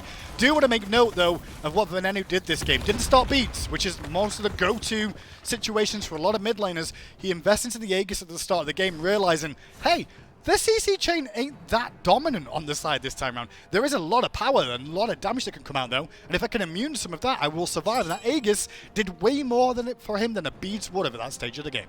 Imagine if he had that soul gem online during that fight. Instead, he only had 1 or 2 tiers of it, so didn't quite have that full lifesteal. And with how many abilities a Tiamat can spam out, he could have stacked it up really nicely during that fight. Emil will meet Barra in the jungle, but Lasper and Jake are on the way. Rapper will spot out one, but they may have just turned their sights over towards Rapper instead. A lone terror all by herself. Maybe easy pickings for the Bolts. Jake looking for the stun, and at least get the slow, and the help from Ven. Rapper falls down. Jake with the kill. Yeah, the whole play that you were seeing from the Valkyries there was to just try and zone Barra off the farm that he lost for rotating to that mid lane engagement. Emilio tries to zone him away, make him walk behind the tower. Raph is there for maybe getting the pick if Barra gets aggressive. Bad news is the whole of the Bolts army is there too, so it ends up being a 4 versus 2 scenario, and it costs Rapha another early death. Haddix is sitting 2 levels up over the opposition, 4,300 gold, 4,000, 5,000 plus experience in favor of the Bolts. We're only sitting 11 minutes in, and this 2-level lead in solo is going to only get worse. I just like the adaptation from Bolts, though, towards this middle lane focus. They've already taken that tier 1 tower down in mid as well, remember. This exposes Zeros even more so, and this is what happens when you do that. Walks up, gets slowed, has the dash to get away, but needs to use it if he has it. Misses the shot. Lasper goes for the escape, but uses the immunity with the overhead kick to try and get away from Johnny. Raffer's chasing him out, but now it's Ducky in danger. Slammed down by Haddix and jumped on by the mid laner. Haddix picks up 1. And now Raffer on the run as Haddix chases onto Zeros on the backside, and Haddix is still going potently aggressive. But the damage return from the tier 2 is causing problems. Someone could kill that kill. Is Johnny there? No, Johnny doesn't have any cooldowns, I guess. So Haddix is going to slip the noose unless Johnny walks in, but he gets hit by Jake there and forces a reset. Alex escapes, but the damage done to the carries of Valkyries once more. And Zero's holding on to these beads. Every time I see he's in danger, that relic is still up. I don't think he's even used those beads yet in these 12 minutes of play, and maybe that'd be enough to give him some extra safety. Now it's Johnny taking some damage from the minion, but he's being tracked down by it, and it hasn't fallen in time. Now it's Zero's back in the lane, back to full health, but he's still having to sit under that tier 2 tower because, as you highlighted before, that tier 1 is already gone. Yeah, and Tiamat is starting to become more of a problem now with 30% cooldown reduction in the build, some sustain too. He's able to just keep this pressure rolling in mid lane, and when you've got your Mojo alongside you, the way Jake's been playing it this series, in terms of very much in the front line, very much focused on getting damage out with the bubbles and the stuns on top, it's allowing more opportunity for Vinay to fire off that damage and combine effectively with it. I was wondering why Jake was hitting so hard with this emoji. It's a Spear of Desolation second item. Normally we see that reserved for third, fourth item as your team's starting to fall or get ahead. What's a little bit of extra cooldown? What's a little bit of extra power? But a second item, Spear of Desolation, this is how you know Jake might be feeling himself a little bit this game. Yeah, but it's also the fact of, like, it's a win more item at this stage for a support to be able to get. Are you really dominant in the game? I mean, I'd say, yeah, 13 minutes in, you're 5k up. You can get a little bit fresh, I guess, with your builds and a little bit more experimental to an extent. Cooldown reduction and pen, though, never not going to be impactful with how the game continues on. So the damage output that Jake does, he can 1v1 more often, just like he did with Emil earlier on today. And then you get those kills or assists, your cooldowns get a little bit of extra reset, helps with your Omi regen. Rapper needs a little bit of help of his own. He's going to get stuck inside the River's Rebuke. The bubble's slowing him down. The stun good from Ben, and the Cyclone holds him in place to take him down. Ben gets one. Ultimate from Zeros clips Venenu, but that's all it does is it clips him for hardly anything. Meanwhile, Ducky's so low over by this Fire Giant pit. Yeah, there's not a whole lot you can do against the King Arthur in this lane as well, especially with the Soul Eater build, as we mentioned. You can just re-sustain back off this and try and hold his own. But Haddix realizing that just keeps the momentum on him, constantly being aggressive, constantly poking him back out again. And this is just keeping him on an island too, while the rest of the team is winning elsewhere on the map. Ooh, Ducky gets low. The Bluestone Pendant ticks. Not enough to take him down just yet. And thanks to that Ox transformation, he'll be able to find a way out. But Ducky been feeling the pain all game, and so has Zeros. Lasbra has been a constant bully to this mid laner, but Johnny trying to turn this one around, gets a nice assassinate, and will pick up the kill. It is a shutdown, so that's kind of useful there for the Valkyries, and specifically Johnny in the jungle to find that one. Comes at Zero's life again in the jungle, but it invested a lot from Lasbra to do so. Sure, there's a small win there, and that's really Johnny will get a bit of bonus gold to accelerate his build, but it's becoming more and more apparent that Valkyries are really struggling in this game. Johnny wants to secure this blue buff, and it looks like he will make sure that that goes their way. Raffer accidentally picks that one up, dashing back. Sure, Ducky would have loved to have had that, but I think more importantly, the Valkyries are just happy that they get a blue buff out the tail end of that fight. Credit where it's due, though, to how Jake's played this series with Yamoja, too. I mean, we've talked about him being aggressive, being very much up in the face, setting up a lot of kills so far in this game, if I'm honest. But I think that's a wise thing to do, because now Valkyrie's like, hey, maybe we should not let him have Yamodra ever again because it's causing that many problems for us. I think Jake realizes that was the pick that got through. Not just that Tiamat, obviously, but that was the pick that got through by the picks and bans section. I've got to make it work if we're going to first pick it. It's one thing I'm always looking for. Whoever's first pick, that god should have a good game, because why are you picking it first then if it doesn't? I mean, let's be honest, Tiamat has kind of fallen out of favor as far as first picks and first bans go. I think looking down towards the stat sheet up until this week, she's only had like a 44% ban rate as far as things go. And don't get me wrong, I think she puts out a lot of damage. She's got a lot of survivability, a lot of engagement tools and survivability tools to an extent. The problem is it just takes a long time for it to get to that point where you're like, oh my god, this Tiamat is unstoppable. And that really is towards the late game. And the late game is usually, by that point, is where you want that lead from the mid laner. This might be why we've been seeing a little bit more Raijin as a priority. He's got great pressure at just about any stage of the game, and highlighted very well by some of our mid laners. Paul, Zeros, Venenu, all these players can slam this god out. With this priority towards the Toth, it's very curious that he would go here because I believe the Raijin was still up at the tail end of that picks and bans, so not sure why he went with the Thoth when that was, I'm not going to say the clear-cut option, but maybe the safer option. I do think the Tiamat being pickable, though, and being picked up so regularly is because it's a win con come to the late game. Of like, hey, we've got Tiamat for late game, so if we're behind massively and we can just hold on, Tiamat will become an issue for them to deal with, and we can also get some pressure from those minions. Ooh, assassinate from Johnny gets him out, but Lasper will chase him with an ult of his own. Blink gets Johnny away, and the River's Rebuke just off the mark to hold Johnny in place. He'll be able to make it back out, but he expends a lot. Yeah, worst thing to see is Loki having to use his ult and his relics defensively just to survive rather than engage, and now look at Zeros! Lord, Zeros low. Aegis lays the inevitable Rapper caught in the middle of 4, and the Riptide will not do anything but hinder him. Haddix picks up 1, Lasbra the other, and now a tier 2 tower for the Bolts. Could even be a Phoenix here in mid lane. I don't think there's a whole lot they can do about it if they went for a 4-stack onto this Phoenix. Only the Sun Wukong available and Loki in the jungle, but Loki, remember, just uses ultimate, so he won't have that available to try and defend against the siege. Ducky blinks over the wall and clears the minions, but the rest of the Bolts aren't concerned about the minions, they're concerned about the Phoenix and maybe Ducky. They'll get the Somersault Cloud from the solo laner, and with a new wave of minions here, they can easily take down this bird and take out the decoy. Maybe Emil as a nice prize, but he's got the Bifrost. He'll make it out. Yeah, Phoenix was the only real call there. Ping on Johnny in the mid lane just to realize exactly where he is. And this is Bolts just taking a lead and running with it over and over again. Now realizing, hey, we got a kill. They've got no one to defend. We can't get more than just a tier 2 tower here, especially when the Gold Fury and Pyromancer are down, by the way. That was the best option for him. And the Phoenix, probably one of the best things in the game you could take. I think Johnny thought about fighting Haddix, and then he took one shot from the Beyblade and thought otherwise. Assassinate has to be used to get away from the solo laner. And I mean, this is a level 17 King Arthur. He's got 3 full items online, and 2 of those being physical defense. Not much that Johnny can do, and not much help for Emilio. He's going to go towards the Bifrost, but has to use the ultimate extend to try and dash away, but he gets cut off by Venenu, rotating in. Zero's in danger. He'll dash back under the Phoenix, knocked up by this Tiamat, but not enough damage. Maybe Zeros can get the snipe to get the kill, but he won't go for it. Yeah, Johnny now rotating back in, but this tier 2 will already fall on the left-hand side here with those minions in tow. Not a whole lot Zeros can do there. But I will say the King Arthur conversation we're having about Haddix here, I do think King Arthur is viable. I don't think he's a top pick anymore, but I think when you see Valkyries draft Sun Wukong early, you can go, yeah, we can pick King Arthur into this and survive, no problem. And it gives those windows to show what King Arthur can bring as the game goes on. Ooh, Mystic Rush takes about a quarter of Johnny's health, and Lasbra will chase him down. Some good damage to try and take that red buff, but that's not going to be anything for Johnny to grab. He'll fall down. Lasbra secures not just the kill, but the buff. I will say this first weekend we've seen Valkyries on the new patch as well. I am excited about seeing how they play the rest of the phase out though as this meta develops, because it feels very much like a Valkyries meta. When I look at the players in this team, it feels like supports have these defensive supports being very valuable now. Sylvanas, Geb, Capri, the likes of that. But if teams continue to shut that down in bans, I'd like to see the mid, the jungle, the assassins in the jungle coming back into Johnny's fray a little bit more. There's a lot more viability, I would say, for Johnny to step up in these games. This one, though, is definitely looking grim.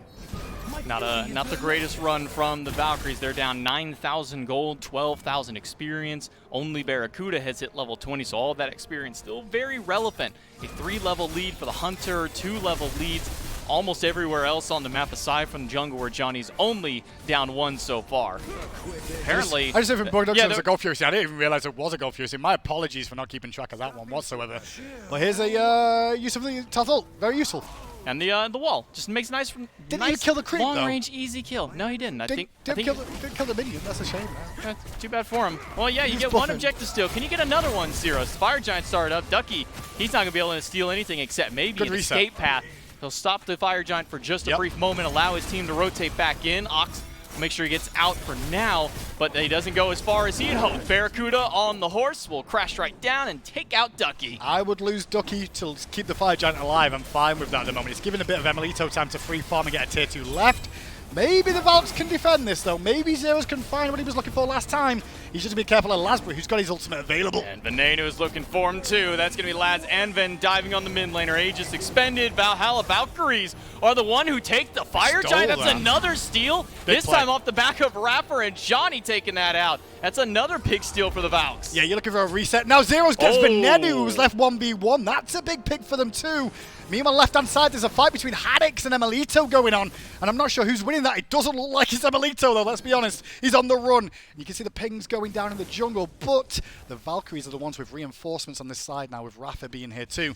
Haddix hasn't given up that chase, though, J-Mac. He's still going. I mean, it's King Arthur. He's got so many forms of mobility to try and close this gap. He just needs one good hit to take him out, and he'll get the overhead swipe. But that's not going to be enough damage. Emil somehow able to make it out of all there. And now we get to take a look at the second objective steal. This time it was Johnny walking in and able to just walk up and take it. He didn't even use Assassin, just blink basic, and that's all he needed. Go blink from Johnny there, secures it, and that makes Ducky's death a little bit earlier on worthwhile. Even more so. I thought it was already worthwhile by him forcing a reset anyway. But that then gives a chance for his team to come in, secure the FG. And there's a bit of a window now for Valkyries to farm. I wouldn't say they're in the game and they're in the lead, but they can farm and know that if they take engagements, they will have extra power and extra sustain, at least on 4 of the members. Problem is, they've got to deal with the Titanic squad of the Bolts. Man, look at a 4-0-1 King Arthur, a 7-1-7 Raven. The lead, sure, it's closing up a bit, only about 5,000 gold down compared to where they were just moments ago at 9,000-10,000, closing up close to there. And with a Pyromancer, they'll be able to close that gap just a little bit more. True, I would actually like to see the Bolts like put the foot down even further now, like be more aggressive knowing that they just lost the FG. They're like, okay, cool, you get the FG, we messed up there, you should never have got that FG. So now we should go balls to the wall and get on this Phoenix line again. Middle Phoenix is already weakened. You're not going to be allowed to use this FG to just farm up. We're not going to let you do that. We're going to keep you pinned in your base. We're going to keep taking your jungle, and we're going to keep sieging you until that falls off, and then look to end the game. Left side tier 2 gone, and now looking towards the Phoenix are the Bolts. The mid lane Phoenix down to half health after respawning. It's able to gotten a little bit of its regen back, but that's a weakened mid Phoenix, and they're going to leave Haddix there to maybe solo take that one. But it's forcing 2 of the Valkyries to this middle lane. Emilito is low, and a blink in the back line from Labs for a Mystic Rush off the mark, and the Bifrost makes sure to get Emil out, but Haddix is bullying the other 2 members. He picks up Johnny with the ult and forces the beads. That was a full health Phoenix, by the way, not the weakened one in the mid lane, so there's still an opportunity here for the Bolts to look for that middle Phoenix, unless they get more kills here. Haddix is in the middle of 5, just spinning around, not a care in the world, but maybe he should care about the damage. He gets rooted out, uses 1 dash to get away, and a second just to close the distance just a little further. Bolts manage to make it out with all 5 and only expending a couple of relics to do so. Yeah, Zeros is putting out some pretty good damage numbers on defense so far that I'm noticing. It's keeping Haddix in check, who's not got a ton of magical resistance so far. But as long as Zero stays safe, they've got a shot here.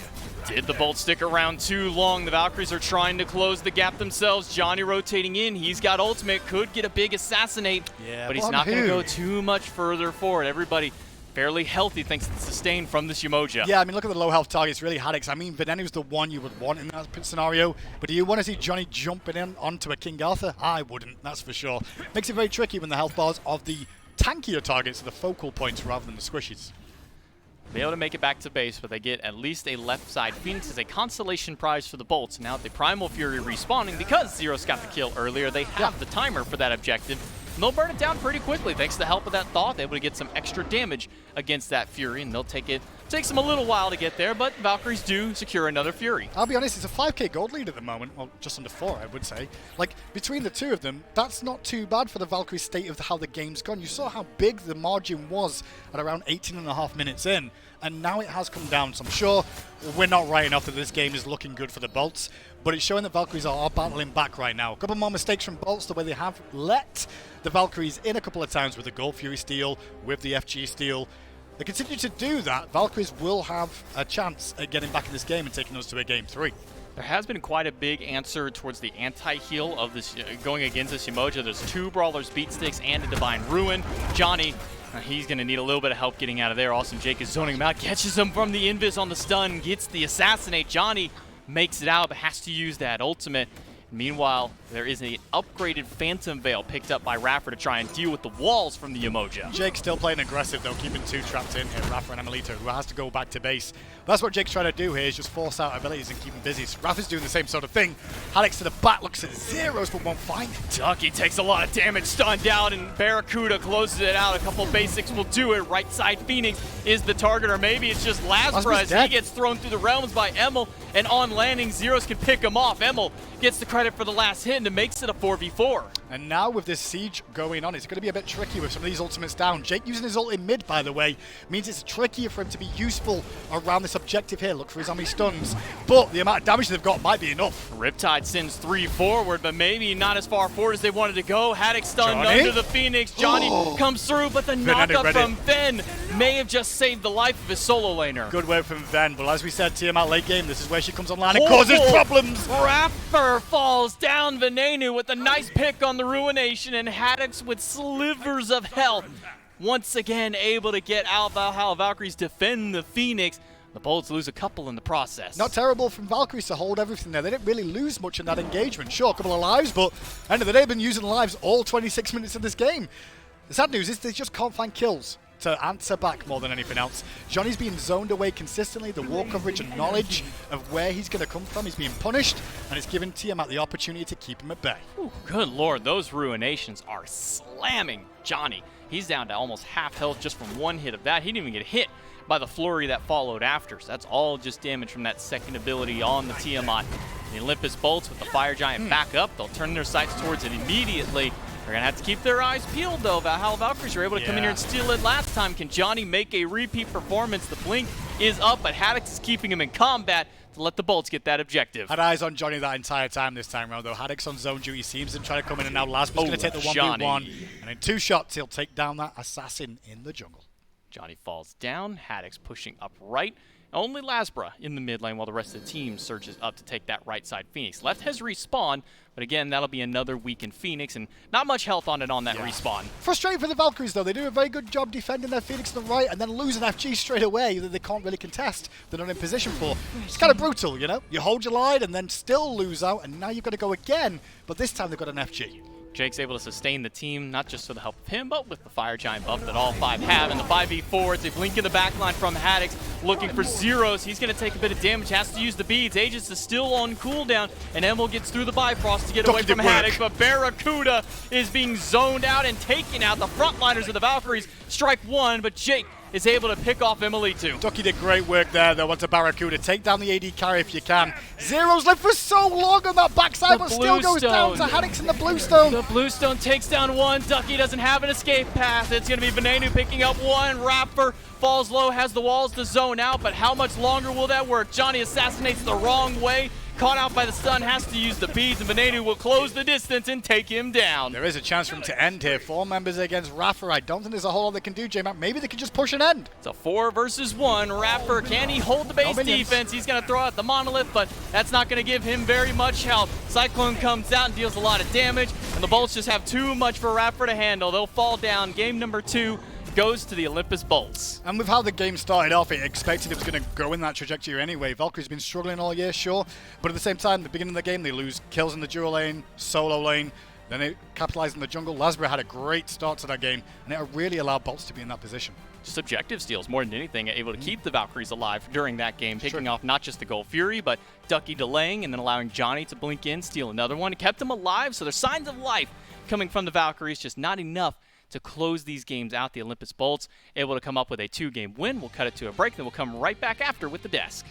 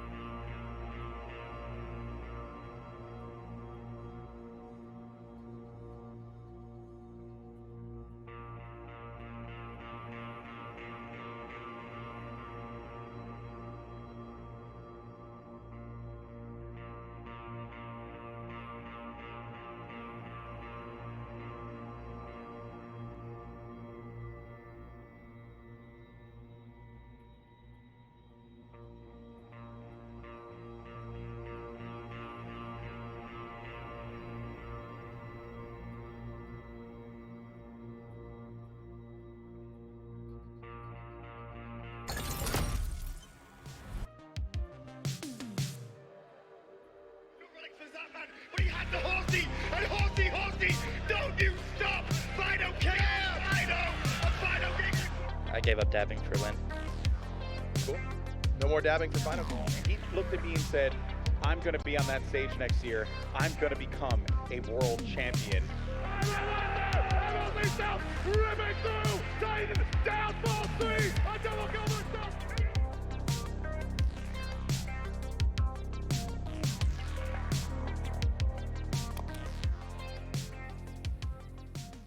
That's right, youtube.com/SmiteVOD. If you want to watch not just Season 8, but maybe Season 7 or Season 6, 5, 4, 3, 2, 1. I think we might even have some stuff from prior to that. I know at least down to Season 1 because I was watching Season 2 VODs the other week. I was looking for something very, very specific, and I had to find it. So you can go to youtube.com/SmiteVOD and, of course, keep up on any sets that you miss this year, but as well as relive some of the greatest moments and greatest sets that we have seen in years past as well. My name is Gormizer, over there's Mifflin, and the Bolts find themselves a nice 2-0. First game, fights, bouncing back and forth between the two. Gold lead goes in favor of the Bolts. They take the reins, they run away with it. Game 2, they take the reins and they run away with it. They kind of started at the 15-minute mark, but 0 minutes in. Yeah, it's so hard to break down games like that because it legitimately boils down to the Bolts won. And it's hard to go beyond there. It felt like at no point were you in the room? Valkyries in a position to fight back. Were you in the room when, like, I can't remember if it was this play specifically, Vin was, like, ludicrously low in mid lane, and they had to send Johnny, they sent Zeros, they sent Raffer, and then Ducky finally was the one who came in and killed Venenu. And I looked at Dave and immediately just went, how many Valks does it take to kill a Bolt? And apparently the answer was 4. And unfortunately, that's the way this game started. That's actually, if you had said that mid-cast, I think you might have had the best cast moment like all year. How many Valkyries does it take to take down one Bolt? Too many. And that was a recurring theme throughout the entirety of this game. It took too many Valkyries, and there just weren't enough of them, the Olympus Bolts. Man, this was a... They won. Yeah, they won. they won the game, and they look good doing it. Yeah, and honestly, that's maybe more than you or exactly what you want to ask for, right? You have an unfortunate 2-0 loss earlier this week up against the Dragons. You're trying to get another win under your belt. You go up against the Valkyries. This one needs to be a win for you. Looking at their schedule, what is it, next week, they're going to be playing the Kings and the Leviathans. So, like, they don't necessarily have matches that are going to go this way for them looming on the horizon. If I remember correctly as well, I don't know if I called this out, did Haddix die in Game 1? Because he didn't die here. I'm pretty sure he just had an undying set. He did not. Yeah, I think he's just sitting at a fat 0 in the death column inside of both of these games, and that could be indicative of a larger issue for the Valkyries, right? Haddix, 30,000 damage on the King Arthur. That feels pretty solid. Venenu, a little bit behind. He needed 15 more. You wanted more out of the King Arthur? Look, he did 29,985. I'm not rounding that to 30K. Haddix, you got to earn that. Yeah. You're not going to give him 15 damage. I don't think he could have done it if he tried. What?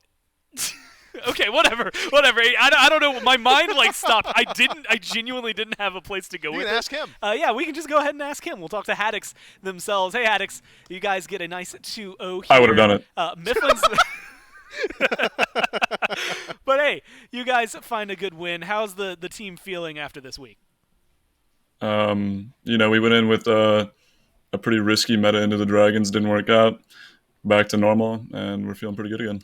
Yeah, speaking of the meta for you, specifically, you played the Nike into the King Arthur, 2 picks that we haven't seen you a whole lot on lately. King Arthur, you played a ton earlier this year. How's the solo lane been feeling with the new patch?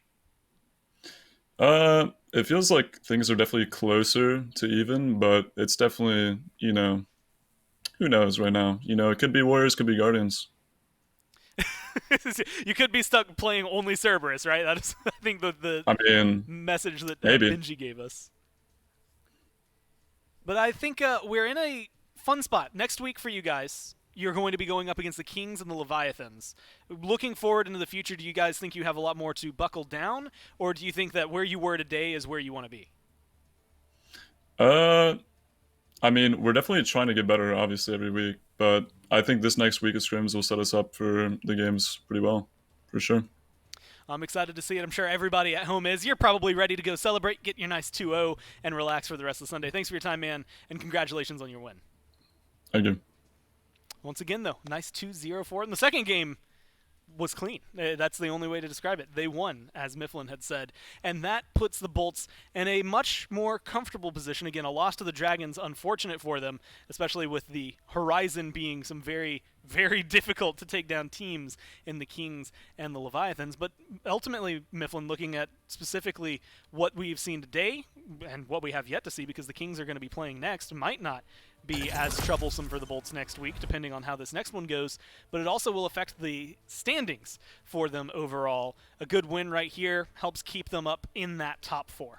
It does. The Olympus Bolts now very comfortable inside of the seeding, but as you highlighted, Tartarus Titans probably hot on their heels. Camelot Kings might be able to put a stop to what is in contention now for the longest win streak in Smite's history. Correct me if I'm wrong. If they win this one, they tie the win streak, and if they win the next one, they've got it. If they win this one, they're at 9, which is 1 below. 1 below. Then they need to win next week. And I think next week they only play the Valkyries, if I remember correctly. So they need 3 more to set a new record. Yes. Okay, including the set today. And looking at, who are we talking about? Titans? Yeah, so they play the Kings today. They get the Kings, win, then they will be at 9 sets in a row that they've won. Next week they play the Valkyries. That would tie it at 10 sets in a row. And then they'd have to go another week. And if they win that set, they would then take it.